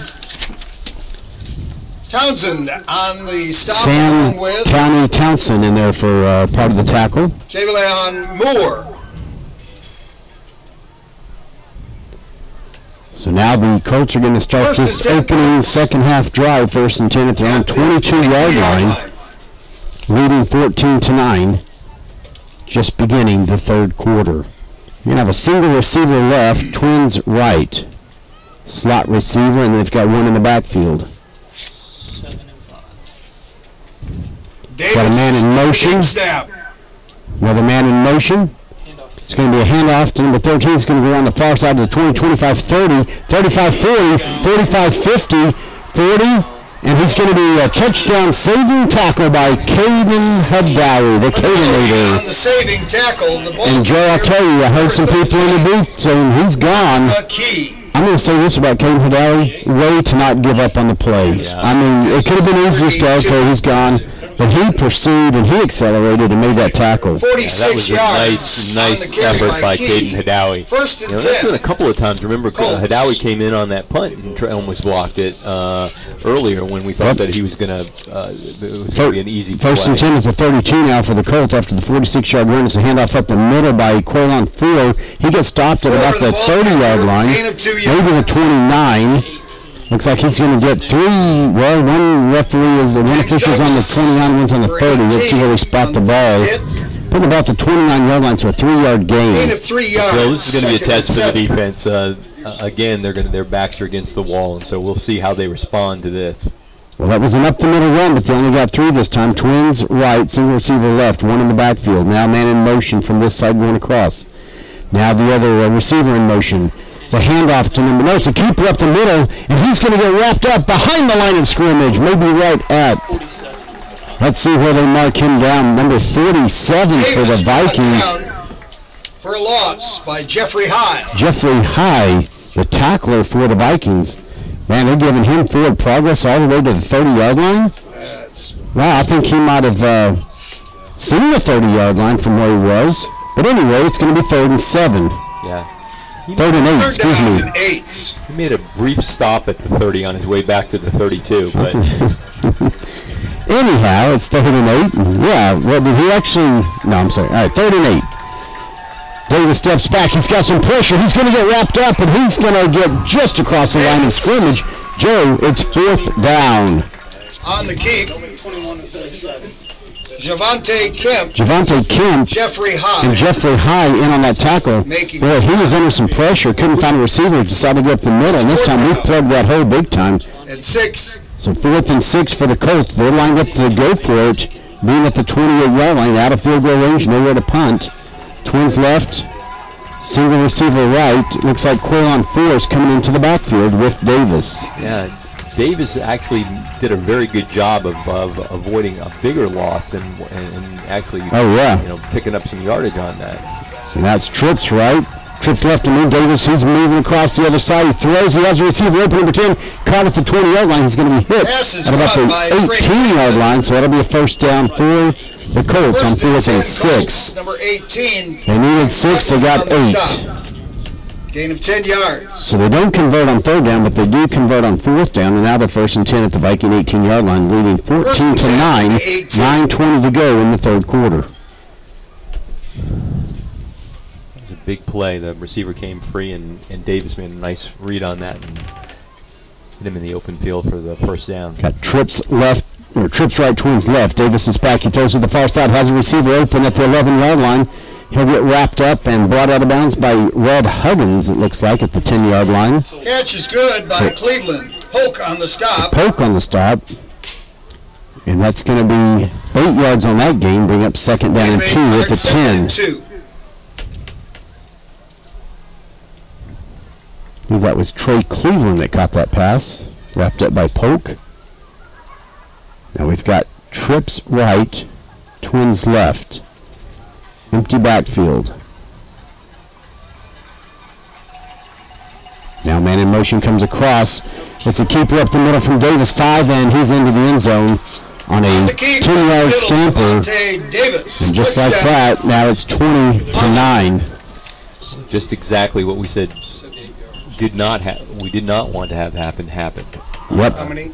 I thought we had a pretty good deal going when we stopped him on 3rd down, but then on 4th and 6, they got 8 or more. Griffin Kell to attempt the point after. So Kell is going to try to kick the extra point here. Snap by White. Snap is there, the hold is there, and the kick is good, and it's 21-9. Scoring drive by Wow. the Colts, 78 yards. Just a minute and 2 seconds, no, excuse me, 3 minutes and 2 seconds off the clock. 8 seconds. Early in the 3rd quarter, Lamar, and they're at 21-9. Well, obviously the 2 big plays were the huge running play of 46 yards, and then the 4th down conversion are the 2 plays that really were backbreakers in that series. Well, the Colts are coming back out on the field. Kell will be ready to kick it off. It looks like we're going to have Douglas and West deep for the Vikings. My daughter says nothing is going well. Looking at some scores out in West Texas, no one cares but me, but Permian is leading Midland high, 14-3 at the beginning of the 4th quarter. Now we'll check some other scores in our Kell district. to kick off for the Colts. Douglas and West deep for Lamar. North Crowley leads Bowie 20-14 at half. Sam Houston leads Pascal 24-7. We don't know what quarter that's in. Here's the kickoff. It bounces around. He better get on that ball. West picks it up at about the 13. He's across the 20, 25, 30, 35. He breaks the tackle and he gets wrapped up at the 37-yard line. So at a time when I thought he better pick that ball up, I don't know if he knows what's going on. Number 14 Daly. Scooped it up, broke a couple of tackles, had some good blocks. 24 yards on the return. He needed I think he needed to beat one more man, and I think he would have been able to take it to the house. That was it. What time? 6:16 left. 6:16, 27-24 Syracuse. So now 1st and 10 for the Vikings at their own 36-yard line. Hopefully that big return by Trevon West gives a burst of energy and a breath of fresh air. Here's the snap. It's a handoff to Bradley up the middle. He's going to get to the 40-yard line. Maybe he pushes forward to the 41, maybe the 42. It was a nice run by Bradley. He continued to fight for the yardage after that, after he was contacted. Exactly right, Joe. He kept driving those legs because he could have been stopped at the 40. Got 2 more brought down by Brian DeClerc. 2nd and 3 for the Vikings at the 42-yard line. Twins left, single right. Bradley in the backfield. Here's the snap. Handoff to Bradley up the middle. Breaks the tackle. Gets across past the 1st yard. First down marker. Yes. And he's to the 48-yard line. And now that'll be a Viking 1st down. Making the stop. So 6 yards on the play. Ballard on the stop for the Colts. 1st and 10 for the Vikings at their own 48-yard line. Twins left, single right. Bradley in the backfield.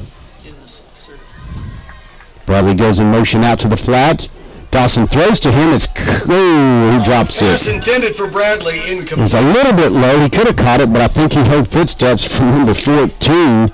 Kyrie Daly, who was moving in on him. Yeah, I don't know if he would have gained anything really, Bill, if he had caught that ball. He might have actually lost a couple of yards. 2nd down and 10. So we'll give him credit for a safe drop. Is that what you said, Ryan? Yeah, all safe. Jamadale? 2nd and 10 for the Vikings at their own 48. Here's the snap, handoff to Bradley up the middle, crosses midfield to the 45. Still pushing. He's going to get the first down to the 42-yard line. Just what was needed to the 42. Out to the 42-yard line. Joe, that prevents a third down situation. It's 1st and 10 at the 42 inside Colt territory. Yeah, very good running by Number Bradley. 26, Ladarian Perry. Number 19, doing a great job of, like you said, keeping his legs moving and pressing forward when he seems to be, in a lot of traffic. 10-yard pickup. Perry and Latavian McDonald of the McDonald brothers making the stop there as Bradley gets the 10 yards needed for the first down.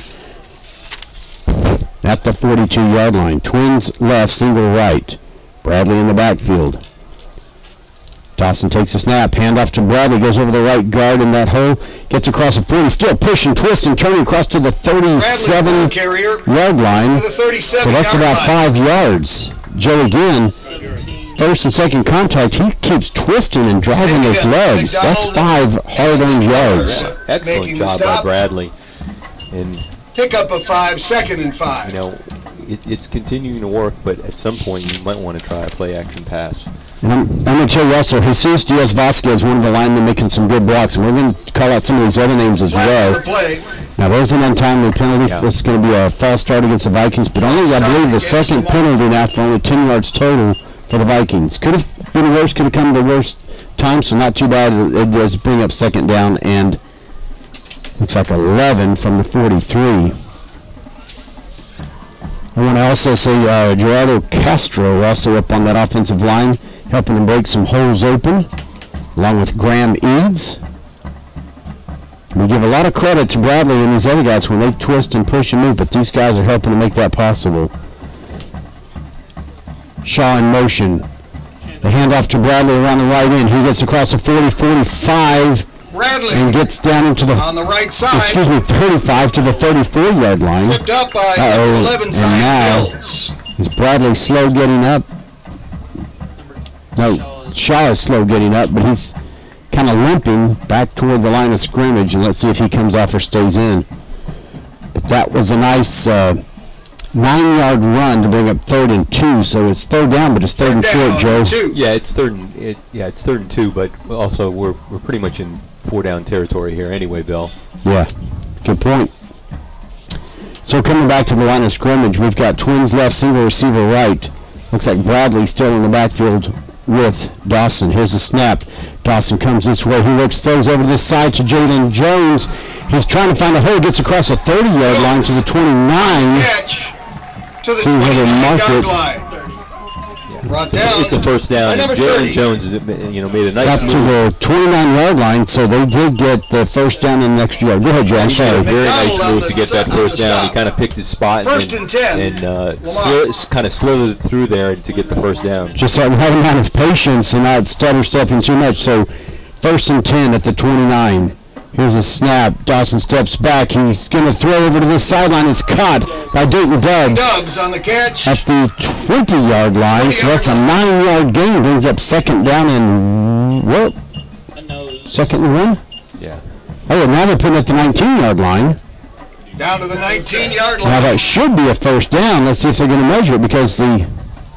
They're going to call it first down? Yeah, they're calling first down finally. 1st and 10, Lamar. That's a generous spot, Bill. Yeah, definitely so. We'll take it. There's Bradley around the right side across the 15 toward the 10-yard line. He stopped at about the 12. Number 26. Ladarian Perry made the stop. He had a pretty good look on Michael Bradley, but not before Bradley picks up 8 yards. 2nd down, 8. After the 8-yard carry. 2nd down and 2. Correction, 2nd down and 2. Actually 3. We're going to keep the PA announcer guessing also here. Here's the snap. Bradley up the middle across the 10. He's pushing forward. He'll have the first down and more. 1st and 10, Lamar. To almost the 5-yard line. 1st and goal. Again, Bradley pushing forward. The line doing a really good job. Kind of controlling the line of scrimmage. Ballard made the stop for the Colts. 7 yards for Bradley. And again, just another one of these guys in the front line. Preston Taylor, who was recognized by Dave Campbell, Texas football, before the game as a scholar athlete. He's out there on the offensive line making some great blocks, playing right tackle. He's a wonderful kid. I know him personally, good guy. We got a man in motion. Here's the snap. It's going to be a handoff to Bradley, who's wrapped up, and he's going to be stopped maybe for a yard gain. So, yep, 1 yard gain to the 4 yard line. Well, the defense almost like a run blitz on that. They knew he was coming, and someone came off the edge just trying to get him in the backfield. But it's nice to see he was able to pick up at least a yard. It's nice to see the Colts defense kind of on their heels now as we're driving the ball down. They're getting a little bit gassed with its 2nd down and goal at the 4 yard line. 3:20 to go in the 3rd quarter. The Vikings trail 21-9. Here's a snap. Dawson steps back. He's looking to the far right side. Can't find anyone. Now he's just going to have to throw it away outside the tackle box, and it's going to bring up 3rd and goal. This is incomplete. 3rd down and goal at the 4. Yeah, I mean, not to sound like a broken record, but it is imperative that the Vikings come away with a touchdown here as opposed to a field goal. You know, and we're making a few shorter passes in the flats and stuff, but we don't have much downfield room, obviously, when it's 2nd and goal at the 4 and now it's 3rd and goal. The run game might be where we're going to have to go with this. But I'm not a coach. 3rd and goal at I'm the 4. just a guy with a microphone. 3rd and goal at the 4. Here's the snap. It's a handoff to Bradley up the middle. He gets wrapped up, but he's still twisting and turning down to the 1 yard line, I believe. Let's see where they spot it. That's the 2 yard line. Thank you, Joe Ryan, our producer. Now the 3 yard line.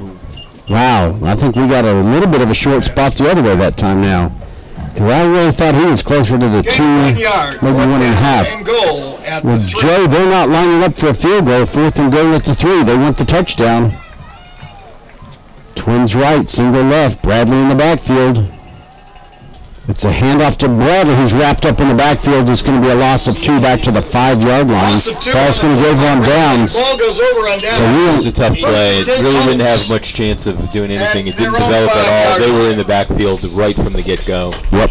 And unfortunately, it's going to be turned over to the Colts on downs.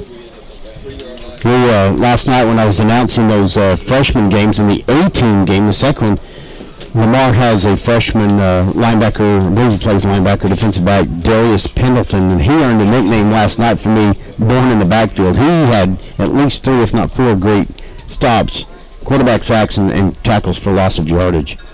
Well, now the Colts have the ball 1st and 10 at their own 5. Let's see what the defense can do here. Davis in the shotgun.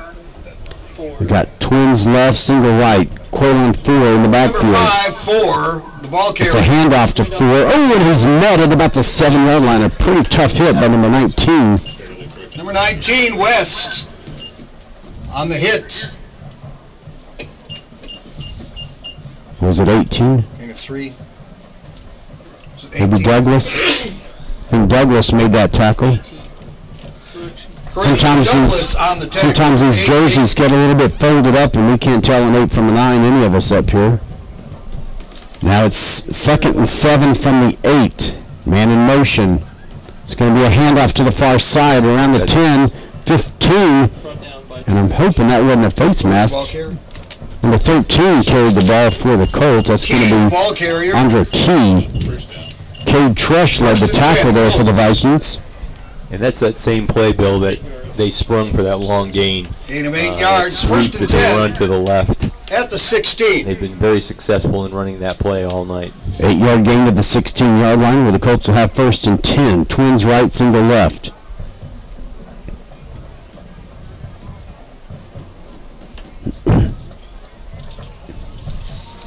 .130 to go in the 3rd quarter. Here's the snap. It's a pass to the flat on this side to number 18. He's looking for some yardage. He's going to get wrapped up at the 19 yard line. So a gain of only 3. Number 1, Deshaun Gaddy tackles it. Number 18, Jahari Rogers on the catch. But Deshaun Gaddy and a couple of others were right there, Joe. The defender making the tackle. They had that, the Colts had a wide receiver out there blocking, and they thought they were going to be able to spring the other wide receiver for a big gain, but the Vikings defense played that very, very well on that play. 2nd down and 7 for the Colts. Twins left, single right. 2nd and 7. Looks like Quaylen 4 is in the backfield. I forgot my meds.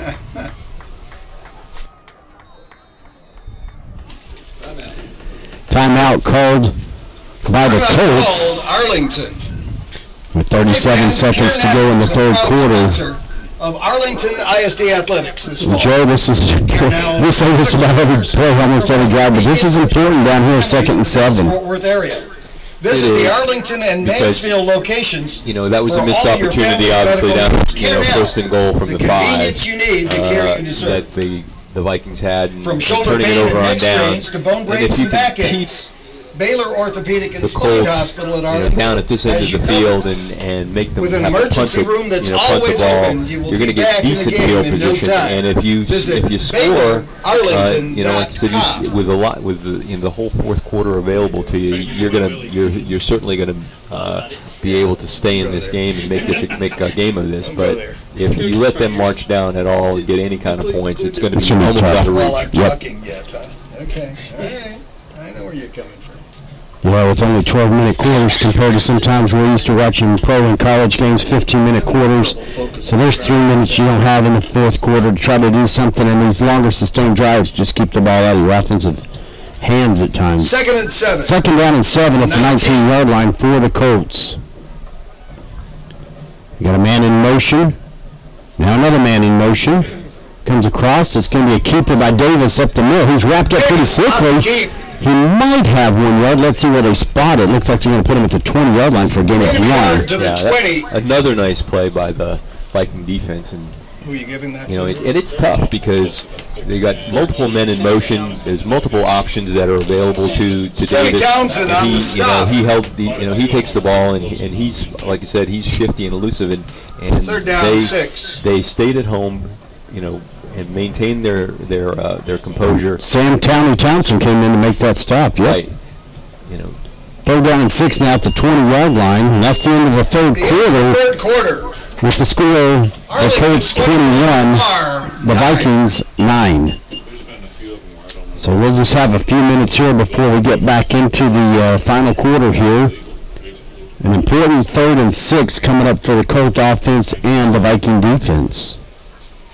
Be switching ends, and so now for this fourth quarter, the Colts are going to have the ball moving right to left. If you're looking at a computer screen or something, the Vikings will be moving left to right. What if you're sitting behind your computer? I'm really interested in these, I knew that. I'm really interested in the motion plays by the Colts, because it looks like they've got multiple guys in motion at the same time, and I don't know. Fourth quarter coming up. I don't know whether or not those are legal shifts or not, but it seems odd on a couple of these plays. Definitely some interesting looks at what's going on. Well, still a close game. It's a 2-possession game at the 12-point margin. The Colts lead 21-9 coming into the beginning of the fourth quarter. Last 12 minutes of play.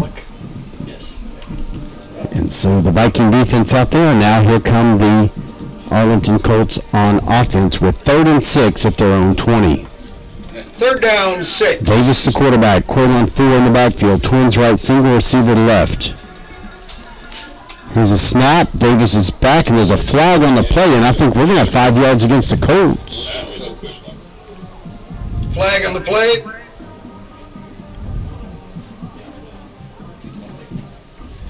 No, I think they called timeout. Interesting. So while they burned a timeout at the end of the third quarter with 30-something seconds left, now 2 seconds into the fourth quarter, they use another timeout. So they're down on the scoreboard, they're down to 1. So they'll have 1 timeout in case that becomes necessary to know toward the end of the game here. Unless she tells you to reset it.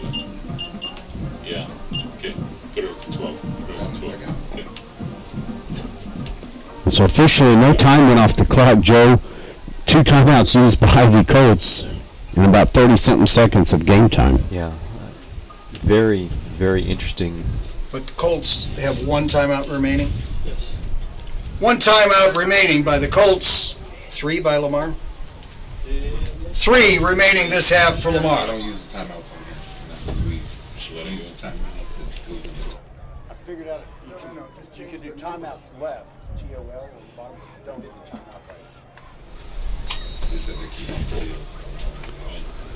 All right, now officially 12 minutes to go in the game. 3rd and 6 at the 20. It's been the situation for a little while, but here comes the play. Man in motion for the Colts. Davis steps back. He throws deep downfield, just out of the reach of it. Looks like number 10, Trey Cleveland. Number 10, Trey Cleveland. Trey Cleveland, their top receiver, had his man beat, and Davis just overthrew him. Well, he's 6'3". He needed to be about 6'8" to catch that one, I think. Yeah. So, hey, an important 3rd down stand for the Vikings. Now it's 4th and 6 for the Colts. They'll be punting. We'll have Trevon West at the 45, his own 45-yard line. Kell, the punter, standing at his 5. Griffin Kell. Let's see if Caden Hidali makes a pretty good effort to come in here and try to block something. Here comes Hidali. He got close, but wisely goes behind the punter. West fields the punt, and no fair catch called, and he had guys all around him. There's a penalty flag dropped at the 45-yard line. It looks like they're going to say he wasn't given enough room to catch the ball, even though he did make the catch. So good focus, because I think I'd have dropped that one, Joe. Everybody they were just making a bead for him and beeline for him, and he just focused to catch that ball. And do we see a flag? I don't know how he did it. Flag on the play. Catch interference, probably. Got an interference with the ability to return the punt. Called on the Colts.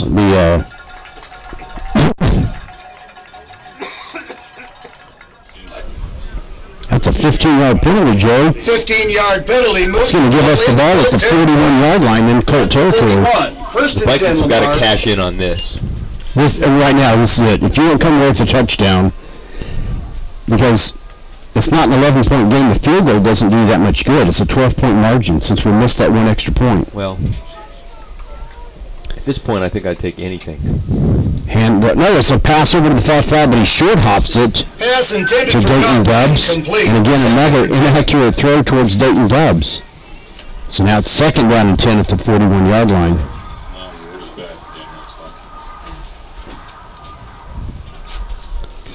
Pretty good crowd here for the Vikings. Pretty good crowd across the field for the Colts.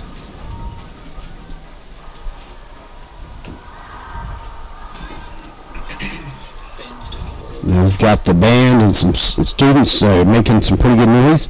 2nd down and 10 at the 41-yard line. Here's the snap. Dawson steps back. Now he's going to look for a receiver. Now he's scrambling. Gets out of one potential tackle. Throws over to this sideline. Is caught by Trevon West. Breaks the tackle. 30, 25, 20.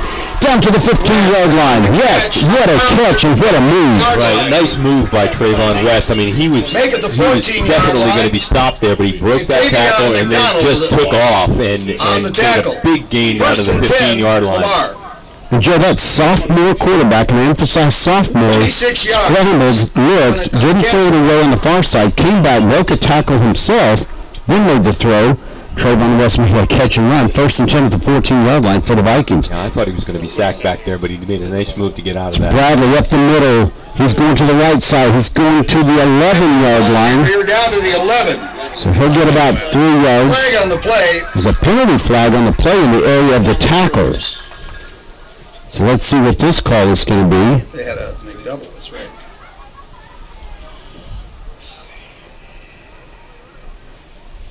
On the 3-yard carry by Bradley. Face mask against the Colts. The indication. That'll be half the distance and an automatic first down. So there's Bradley again, twisting and fighting for 3 yards. Takes the face mask from the other two. Okay, Bill, and this is where the Vikings have had trouble getting the ball into the end zone. So 1st and goal at the 5. And just off the 5-yard line, so we'll call that 1st and a long 5. 1st and goal at the 5.5.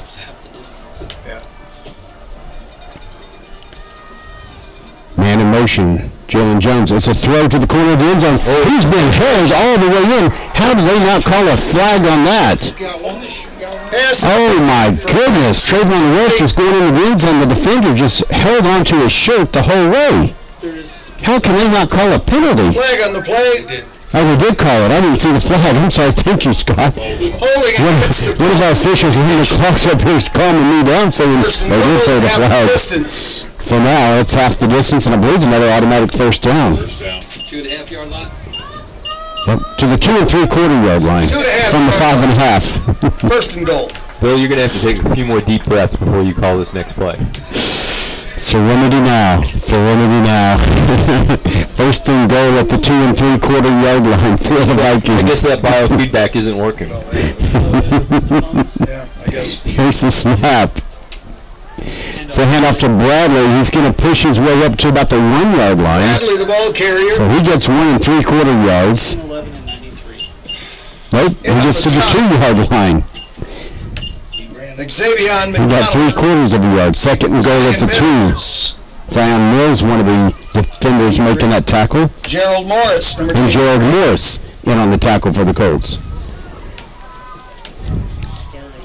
Second and goal at the 2. 18 at running back. Douglas at running back goes in motion to the far left. It's a throw to the corner of the end zone, and it's caught. It's a touchdown for the Vikings. Shaw. Matthew Shaw makes the reception. Joe, that was a beautiful pass and catch. Tell us about it. And it was a nice pass to the corner of the end zone, and it looked like the defender kind of moved away from the receiver, and I don't know what was going on with him, but he left him kind of wide alone, and Shaw made a very nice touch pass to the corner of the end zone.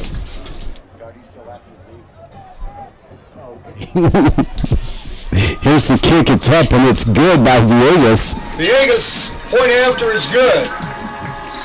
10:05. So to give everyone credit on the extra points, K-Trush is our short snapper on that. And of course, Jack Dawson holds. 21. Excuse me. Scoring drive was Jack 41 Dawson. yards, 4 plays. Yeah, Jack Dawson's the holder. And the kick was good by Villegas. 41 on the possession.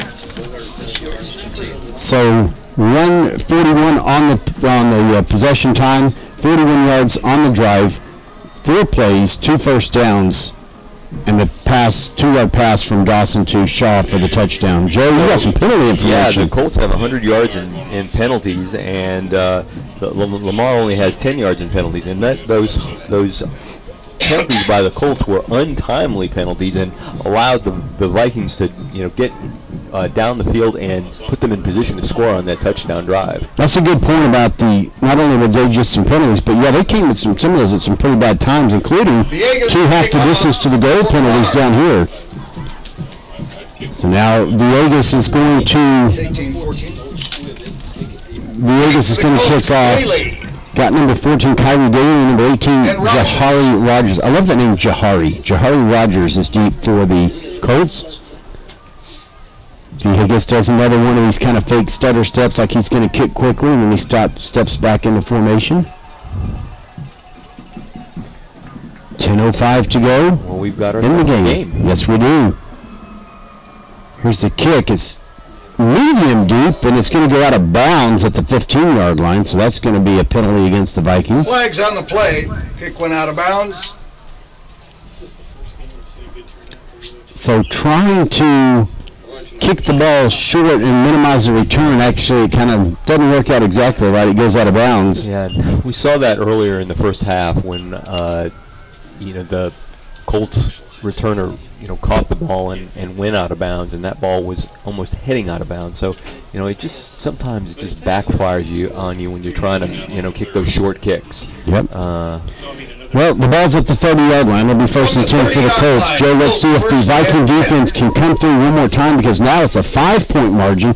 Just when it looked like the game might be getting out of hand a little bit, defense comes up, offense comes up. Here's a handoff up the middle, 35-yard line. Handoff up the middle to number 5. He's going to be stopped at about maybe 36. Yeah, about 10 of the 11 Vikings made that tackle. They put the ball at the 36-yard line, so it'll be second down and 4. Yeah, I don't think you can give credit to any one person on that particular tackle. It's a gaggle. A gaggle of Vikings. Thank you, Ryan. They've got trips left, single right. One back next to the quarterback. Now a man in motion. That's Lucky. It's going to be up the middle by Davis. He moves over to the left side, breaks a tackle, runs across the field 40, 35, 30. Caden Hidali is going to say, "You're not scoring." Davis. Caden Hidali again, the one that goes out there and wraps him up. Saves the touchdown. The Cadenator. Cadenator at the 17-yard line. 1st and 10, Colts. Well, that was a big run for Davis. It started up the middle, pretty much came around the end. 47 yards. You know, it's those big plays that have really hurt the Vikings tonight.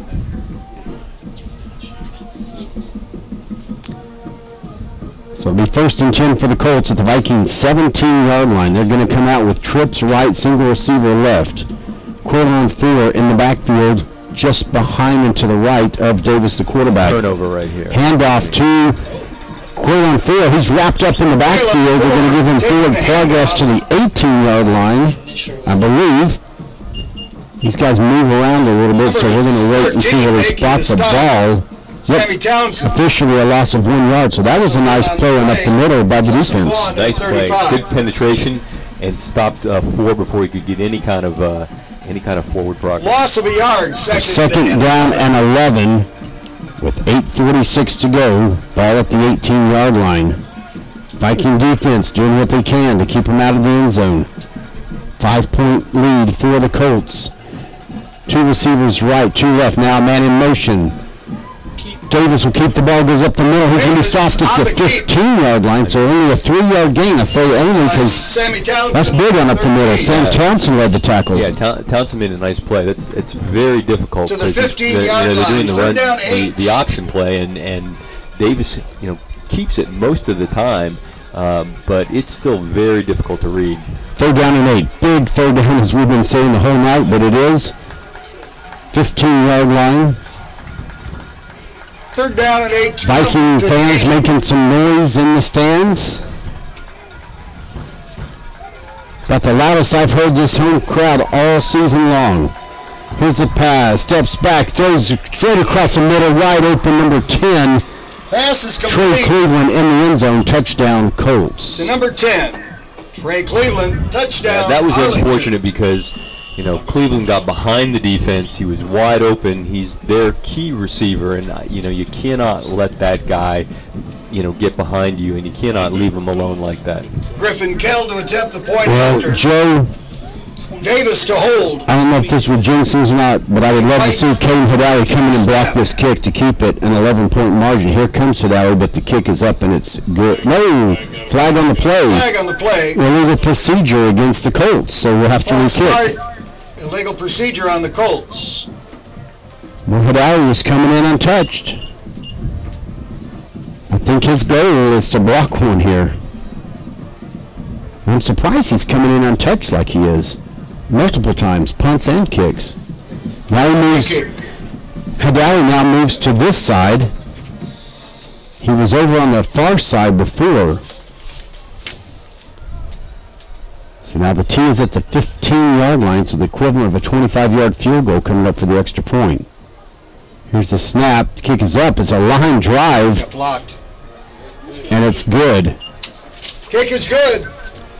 So it's 28-16. We're back to a 2-possession lead for the Colts. 12 points with 7:45 to go in the game. Joe, it's going to be rough 4 here. plays, 2 first downs. Yeah. 2 minute 45 seconds. The Colts 28. Unfortunately, The Vikes 16. there haven't been really very many big plays for the Vikings. They've kind of grinded it out when they've or they've gotten good field position when they've scored. So that last drive took up only 2:45 off the clock. 4 plays, 70 yards. And so, one of the big parts of that whole thing was the 47-yard kickoff. The kick went out of bounds, but a 47-yard run down to the 17-yard line. Yeah. And that's what it's been all night. It's been those big plays that have really kind of hurt. Syracuse game, is that a conference game for Clemson? They lost. Well, we're just finding out Clemson lost to Syracuse. The number 2 team in the country goes down. Yeah. All right, well, we're ready for the kickoff here. Kell, ready to kick it off 18-19. for the Colts. Douglas and West are deep for the Vikings. Here's the kick. It's going to go deep. That's going to go out of the end zone. And that lands 2 yards behind the back of the end zone. Almost a field goal. It's good. You get extra points for that? Well, Joe, we're going to have to see some big plays or quick upbeat tempo, something here to score quickly, because we have to score twice, and unfortunately, it's got to be 2 touchdowns. Yeah, and so I don't know if this offense is built to do that, but they're going to have to do that. So we're going to see what Coach DeLay has in store for this situation, but it's going to have to be up tempo. They come out with twins left, twins right, one in the backfield with Dawson. Here's a snap. Dawson steps back. He has some time now. He's going to have to run up the middle, and he's going to slide, and then he gets hit after the slide, and that's going to be a penalty.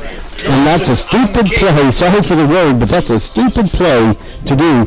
He took the slide. He's going to be down, and then the Colt just comes in and top of him. On the Colts. So another untimely penalty, 15 yards. First down, Lamar. Wow. 120 yards in penalties for the Officially, Colts. game-to-date stats, Colts with 120 yards in penalties, 10 against And Lamar. only 10 yards for the Vikings. He's a senior. 7:35 to go with the clock rolling in the game. Twins left, twins right. The rest of the team in a huddle. Now they come to the line of scrimmage. Michael Bradley in the backfield with Dawson. First and 10 at the 42. Dawson steps back. He throws straight down the middle. It's caught by Jalen Jones. He's hit immediately, but he keeps the ball. 23 on the catch. Wow, I'm sorry. I said, yeah, it is Jalen Jones. I'm sorry, yeah. They've got to get up to the ball right now and get moving quickly. On the stop for Arlington, Kyron White. Kyron White made the stop for the Colts, 17 yards in the play, and that's a first down at the 41-yard line in Colt territory. Twins left, twins right again. Here's a snap. Dawson back. He's got some time. Now he's got pressure. Now he's going to have to throw it over to the sideline. It's caught. Nice leaping catch by Trayvon West. It's a 30, but the clock keeps rolling. Short a yard, I think. Oh, yeah. 9 yards on the catch. I guess he turned around and didn't keep his forward progress. He did go out of bounds, but the official said to keep it going. They told him. So the ball is at the 32-yard line, 2nd and 1 for the Vikings. Clock time management comes an issue here. Handoff for Bradley up the middle, 30, 25, still on his feet to the 21-yard line. 22-yard line, excuse me. Nope, 21. I had it right the first time. Making the stop for the Colts. Mills made the stop. Michael Bradley with a big run there. 11 yards on the run. First and 10 at the 21. Trips left, single receiver right. Bradley in the backfield with Dawson. 6:02 to go. Dawson steps back. He's looking to the left. Now he's going to come up the middle. Throws it toward the end zone. Trayvon West covered too well, and he can't make the catch. Looked like it was number 6, Xavier Guyton. Yeah, Xavier Guyton knocked that ball away at the last minute. So very well defended by Guyton there for the Colts. But it's 2nd and 10. It does stop the clock. So there's, you've got 3 more plays. So no problem right now. In fact, that kind of incomplete pass there gives us a little bit of a time to catch our breath maybe. The play clock is down to 15. Dawson has the play from the sideline. Trips left, single receiver right. Now it's Douglas in the backfield. Dawson takes a snap, steps back, throws across the middle, and it's batted around. Jalen Jones trying to catch it, but he got hit immediately and can't bring it in. So now 3rd and 10. 3rd down 10. Boy, that's a tough situation to be in. You're stretching out for that catch. Right, and they kind of had 2 wide receivers in the same area, which might have been a mistake. Because it doubles the coverage. Exactly. All right, 3rd down and 10 at the 21-yard line. 5:51 to go. The clock stops from the incomplete pass. Play clock down to 13 seconds as the Vikings come to the line of scrimmage. Twins left, twins right. Douglas in the backfield is a running back. Going blitz. Dawson steps back. Douglas makes a good block. It's a catch at the 7-yard line. West. Trayvon West. At the 7 after the and that's going to be a 1st and goal, Joe, at the 7-yard line. And he did get out of bounds. Yes, he got out of bounds. Nice play by Trayvon West. Making a nice catch along the sidelines. Got the first down. Well, like we were saying, we needed, we either needed a big play or some upbeat, and this is some up-tempo offense here. 5:46 to go. Twins left, Twins right. Douglas in the backfield. Dawson steps back. He's looking. He's got some pressure. Now he's going to get tackled at the 10-yard line. Can't do that. You just cannot afford to do that. Number 94. Because not only do you lose yardage, the clock keeps rolling. And not a big sense of urgency for the Vikings to get to the line of scrimmage and run a play. I'm a little confused here. Got to get to the line right after that. We're burning some time on this clock. A lot of time, because we're still not getting a play in. Now the game clock down to 5:14. Twins left, single right. Here's a snap. It's Douglas up the middle. He's going to move up to about the 7 or 8 yard line. Let's see where they put it. 8 yard line. Wow, a running play. You only get 2, and the clock keeps rolling, Joe. Yeah. I'm very confused by that play call because you might think you're going to catch him off guard, but at this point in the game, you really need to keep gotta score the ball in the quickly. air. You've got to go into the end zone on every play, I think. And here we go now. Almost 30 seconds off the clock here between the last play and this one once it was snapped. Dawson takes a snap. He's looking towards the end zone. He's got some time. He's about to get blindsided. Throws it to the other corner of the end zone. That's a touchdown for the Vikings. I believe it's Trayvon West. Trayvon West on the catch. managed to get open in the far corner of the end zone. Touchdown. Well, everybody was on the right side of the end zone. Trayvon West works himself back to the left side, and Dawson finds him, which was very nice, and probably about 30 seconds to off the clock that they really could have used, but Dawson to hold. We'll take it. Tresh to snap. Well, Cade Tresh will snap. Dawson holds, and here's the kick by Villegas, and it's up, and it is good. So we're back to a 5-point margin, 28-23 in favor of the Colts. And the Vikings have all 3 of their timeouts left. So Good point. It's an important factor. 4:25 remaining in the game. Joe, that was a 75-yard drive in 3 minutes and 20 seconds. 8 plays, 4 first downs. And then the one key play was a 17-yard pass, and of course the touchdown pass, Jack Dawson to Trayvon West in the corner of the end zone. So 4:25 to go in the game. We're going to have pretty close to a 3 and out, a quick stop here on defense to have enough time to score again. Yeah. Thanks for coming by. We're going to say goodbye to Alec Apple as he leaves us, and thanks for being here. Thanks for having me. Go Bulldogs.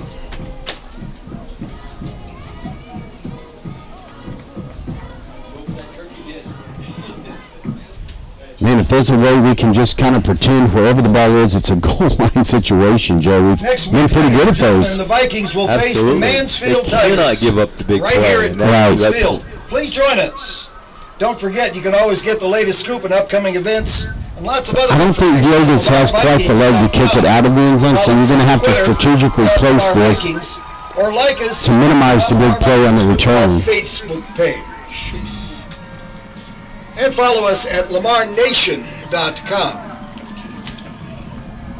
All right, so here comes Villegas. Oh, it's a pooch kick, short.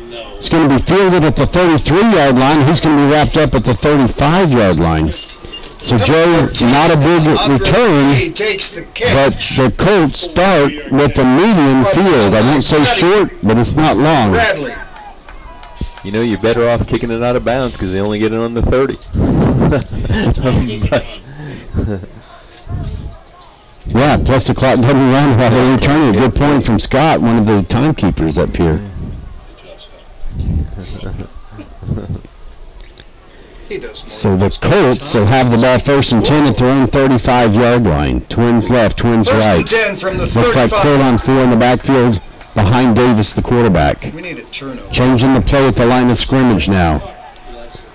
Play clock is down to 11 and 10 seconds. Turnover. Here's the snap. It's a handoff to Fuller. He's wrapped up behind the line of scrimmage immediately. And that's going to be number 47. Jeffrey High. Jeffrey High was born in the backfield there for the loss of a yard. Second down and 11. Loss of 1 yard. Clock One of rolls. those plays, and then we can see what's going on with the offense. But Second and 11, but Second down and 11, and they're going to milk every second off of this clock, I would imagine. absolutely, 3:48 to go in the game. Now 10 seconds on the play clock. I bet you they run the option. Lots of noise from the Viking fans. Up the middle from Davis. He's wrapped up for only about a 3-yard gain to the 37-yard line. That'll bring up third down and 8. Sorry. 58 and Cade Tresh in on the tackle along with number Simon Foster 58, making the stop. Simone Foster.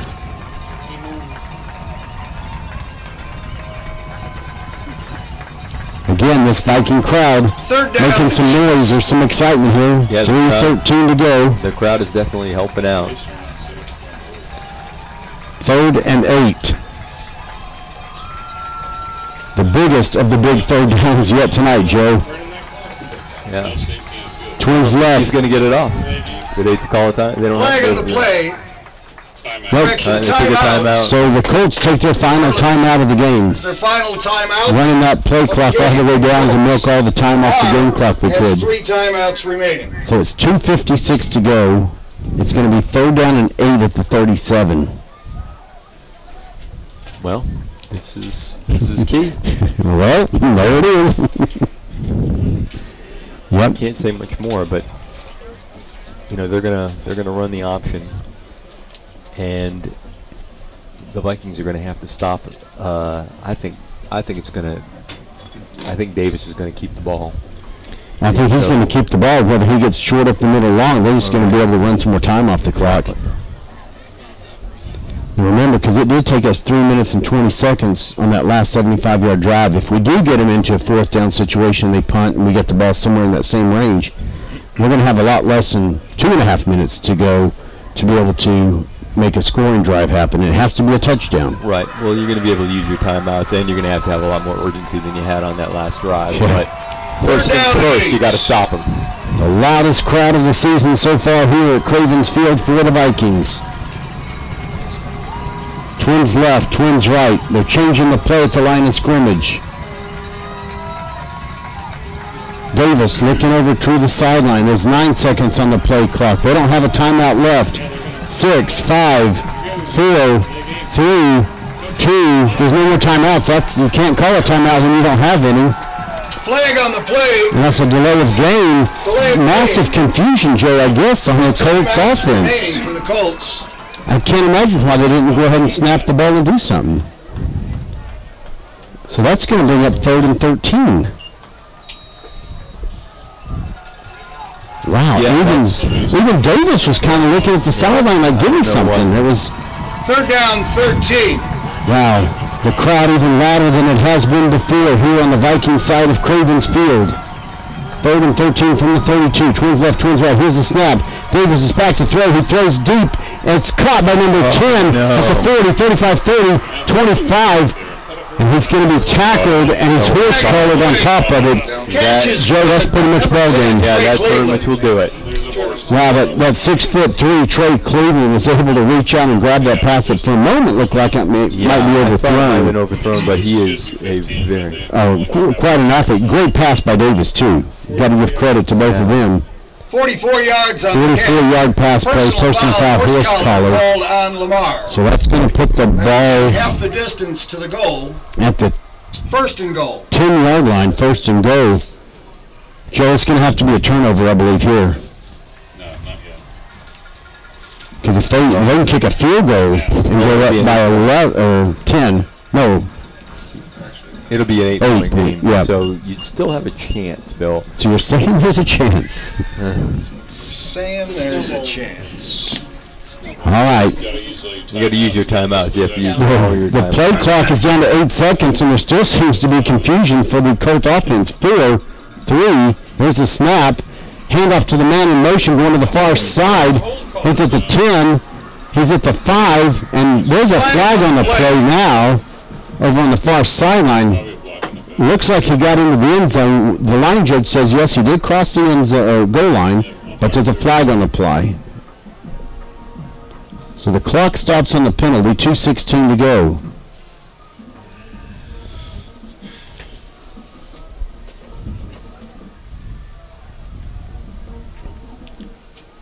Will this be another untimely penalty?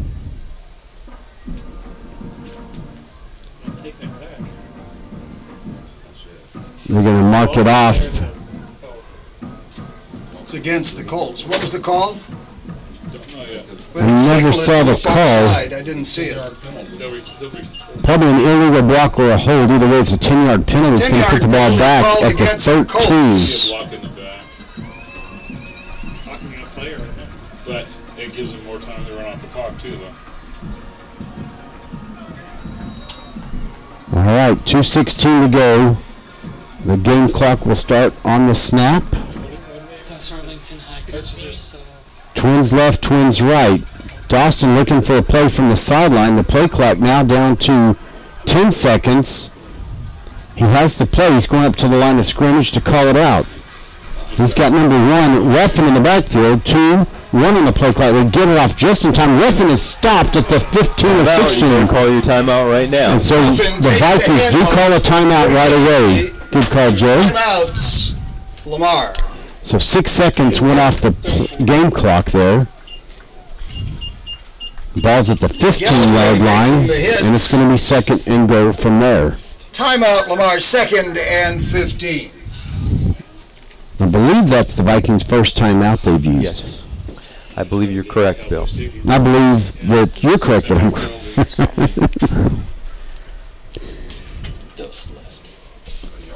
Well, there seems to be a lot of confusion on the Colts sideline as far as what play to call, and they're running down even when the clock is stopped. When the game clock, but the play clock is moving. Yeah. They have confusion as to what play to call. Now, they had the right play to call when they threw the 47-yard pass.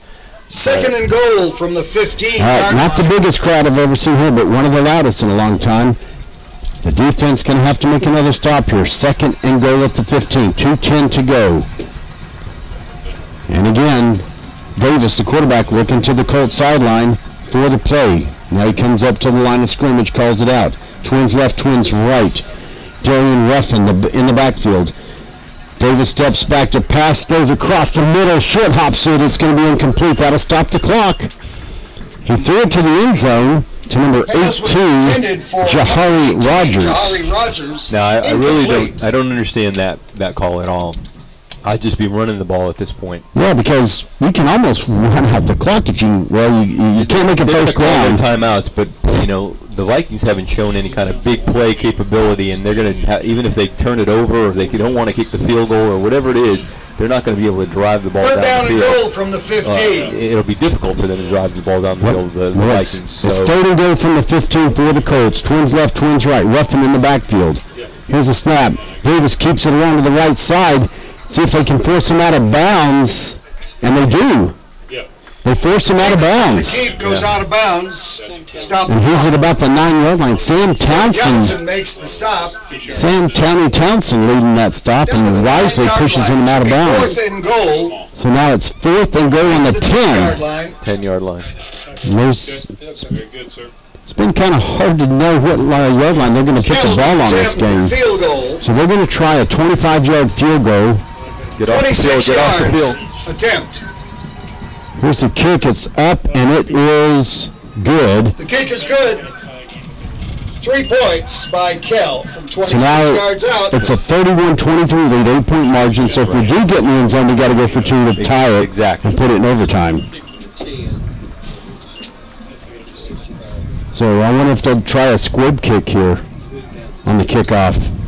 I'd put it out of the end zone. No, I don't think they'll do that. I think that they're going to kick it deep because. Well, yeah, we've seen him kick it out of the end zone before. You're right. That much time, and it won't be that much time off the clock, and you've got 2 timeouts. Arlington, the Vikings have got 2 timeouts. Joe, I'm looking here. Martin has lost to Mansfield tonight, 27-16. So that's an interesting outcome there. Not unexpected necessarily, but that does put Mansfield in the driver's seat for district. Cal to attempt, or Cal to kick off. 18-19-8. Douglas and West deep for Lamar. Yeah. On that last drive, it was 55 yards. Took 2 minutes and 20 seconds off the clock. 5 plays. And the big play was the 44-yard catch. Here's Kell to kick it off. Kicks it deep. It's going to go into the end zone about 5 yards deep. West is bringing it out to the 5, 10, 15, 20, 25. I don't know why he brought that out to use up time on the clock and put the ball right about where you would have had it. He is down. He is hurt. And now West is injured on top of it. Official timeouts. That was not a very good move on the part of Trayvon West. 2 on the 4th and 2 on the 5th. Now, I don't know who is the injured player for the Vikings. No, West is up and in the huddle. I'm pretty sure, unless that was Douglas. Right onto the field. Unless Douglas brought it out. Rock and roll. Yeah. It is Douglas was the injured player. He's up now. Okay, so Douglas brought it out, not West. Those 8s and 9s get all folded up, and it's hard to tell which one is which.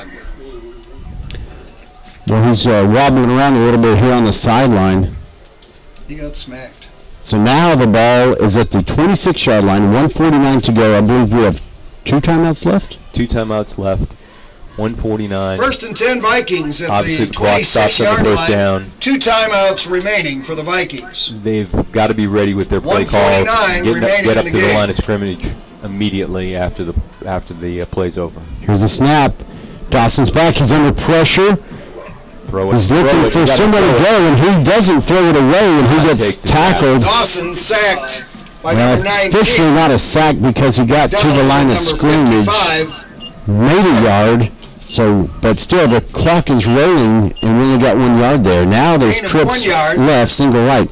Dawson back. He's looking for a receiver. Has some time. Throws deep, and it's way overthrown towards Jalen Jones. That'll stop the clock. 1:21 to go, but it's 3rd and 9. Jalen There were Jones 3 incomplete. players around Jalen Jones. 3rd down 9. Which kind of indicates someone's got to be open somewhere, but that's a lot of pressure when you're being chased around. The offensive line held him off as long as they could. Yeah, I'm not sure why he's play faking right now. They want to go. So again, if you're just tuning in, the Vikings trail 31-23, 1:21 to go. They've got 2 timeouts left, 3rd and 9. Here's the snap. Dawson looking. Now he's going to go up the middle. He's across the 30 to the 35, goes to the other side, and it's going to be stopped Dawson there out to the just a yard 35-yard short of the... No, maybe they're going to give By it. 26. Now this is going to be depending on where the spot is. 36. He's going to be about a yard short. And Lamar uses a timeout here. Timeout, Lamar. Looks like he's a few inches short of a 1st down, so we're going to have 4th down and probably the length of the football to go for a 1st down at their own 30. We're going to call it the 36-yard line. The 36 is where they have to get to. It's between the 35 and 36. So what will it be for those games? They'll put the Well, whole field down. They may run it here to pick up the 1st They down, still have the star in the middle. They just have different and then grass. have the clock stop. The yard marks are different. To move the chains. Move the They should chains. either move Spike the it. Have you play with, yeah, maybe spike it. Measurement which would have stopped the clock, or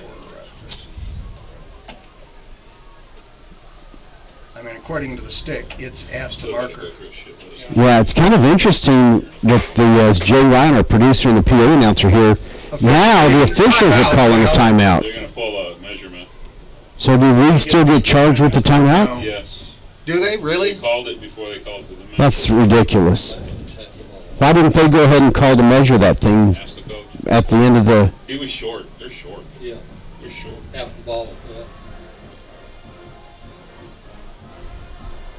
Coaches can put after the timeout. Coaches So now they're coming to measure, and as our scorekeepers are telling us, it could be that the coaches requested the measurement. 1st down. And it is a 1st down, right on it. Give them a better spot than every time. So that puts the ball at the 36-yard line exactly. From the 36-yard line. But it looks like we only have one timeout left now with 1:11 to go. Exactly. We are 64 yards from One pay timeout dirt. remaining. Have to get a touchdown and a two-point conversion to tie it and put it into an overtime situation. Twins right, single left. Bradley in the backfield. Here's the snap. Dawson's back. He has a little bit of time right now. Tosses it over to Matthew Shaw. And he can't get out of bounds. He's going to be stopped on the reception at the 38-yard line. So a 2-yard gain, and the clock is rolling. Quick offense to the line of scrimmage. Here's a snap. Dawson's looking. He sees Jalen Jones in the flat, but he drops it. Incomplete. Intended for Jones. It was very close. I agree. It was very close to a backwards pass. It was almost completely straight, maybe an inch in front of straight. See, he shouldn't have stopped it. He should have gone on the damn thing just in case. So it's 3rd down and 8 at the 38-yard line. 3rd down and 8. 46 seconds remaining. One timeout. We have trips right, single left. Bradley in the backfield. It's a quick throw to the flag. Trayvon West has it. He's at 45. He'll get to the 49, 50-yard line. Midfield stripe. And that'll be a first down. They'll stop the clock long enough to move the chains. And lifting. 14 yards. Run it. Twins left, twins right. Here's a snap. Bradley up the middle to the 45, to the 40-yard line. And that's going to be another first down. They'll stop the clock to move the chains again. Just close. To the 39-yard line. Nope, now they mark it at the 41-yard line. He's short. Run it. Wow. 2nd down and 1. I don't get what they're doing out there with moving the ball around. Dawson back. He throws over to the far sideline. He's caught by Dayton Dubs. Dayton Dubs on the catch. Now that's a first down. They're going to stop the clock to move the chains. 1st and 10 at the 31. And Dawson spikes the ball with 12 seconds to go. Joe, I think we have time for 2 plays. Maybe a 3rd one It's 2nd down if and you 10. get something quick. 12 seconds. Yeah, I think that's remaining. absolutely right. Yeah, throw it out of bounds first. Got to get out of bounds and stop the clock. So it's Get a first down. 2nd and 10 at the 31-yard line in Colt territory. Got to throw it past the. Can the Vikings have 2 last-second wins in a row? Dawson's back. He's got time to throw it. He throws it to the sideline. Trayvon West, he gets out of bounds. Catch to the 22. Right, you got to throw in the Make end it the zone. 23. Let's see where they spot the ball. Holding pass. Flag on the play. The flag on the play in the backfield. Who's it against? Lamar. Somebody and threw him down and said, Holding Holding against the Vikings. The Against the call. Vikings. That's not good because that'll bring the ball back from the 22. Now 6 seconds to go. Joe, you got to score on this play. Yep, it's basically a Hail Mary play now. Or the good old hook and ladder with how many backward laterals you can do. Right. It depends on how far Jack Dawson can throw it. they called timeout. So the Vikings use their last timeout of the game. Timeout. 35 to 135.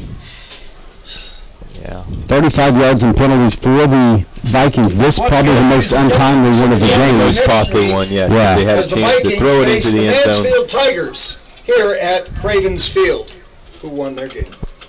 Got one of our Viking fans named Janine who let us know she's listening from the San Antonio and New Braunfels area. Got my brother-in-law Mel Skaggs and I believe his wife, my sister Susan, listening in from Bartonville. Along with lots of other Mansfield came back and won. Viking fans In the final, Mansfield 27, Martin 16. tuned in, so to speak, on the internet, enjoying the broadcast. 6 seconds to go. The ball's going to be at the 41-yard line. Can the Vikings get some kind of a miracle with 6 seconds to North go Bryan also beat and have Bowie. 2 last-second victories 2 weeks in a row? Trips right, single left. Dawson's back. He throws over the middle to Trayvon West. He catches it. Now it's Matthew Shaw. Excuse me. Oh, they're saying it touched the ground. Incomplete pass. So the final score, 31 to 23. Yep, that was it, Bill. Unfortunately, that penalty took him out of the took away the chance for them to score on that the last play of the game because it was just too far for Dawson to get it into the end zone. Well, a hard-fought game. You know, we cleaned it up 2 weeks in a row on the penalties. Maybe a lack of good time management or clock management here in the fourth quarter.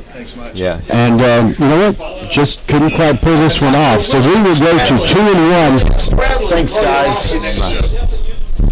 So we'll go to 2-1 in district. Not bad, but not in the driver's seat. You'd like to be at 3-0. Next week we host the Mansfield Tigers. They're the ones on the driver's seat. I was at that Mansfield game last week. They've got a couple of D1 prospects, I believe, this year even. That's going to be a tough game next week here at Cravens Field. Right. Well, you know, you never know what can happen, and I think that Lamar did show some fight and a lot of fight in that second half, and unfortunately, except for a few big plays, they were in this game, and you know, it looked pretty dire at the end of the first half except for that, and the goal line stand really helped out, and in the second half, like I said, except for a couple of big plays, this could have definitely gone the Vikings. Well, that's going to wrap it up for this broadcast of Lamar Viking Varsity Football. The final score of the Arlington Colts 31, the Lamar Vikings 23, with Ryan, Darren, and Tim. I'm Bill Frawley with Joe Toronto. Joe Ryan is our producer. We thank you for tuning in. We'll see you next week for the Vikings hosting the Mansfield Tigers. VFND.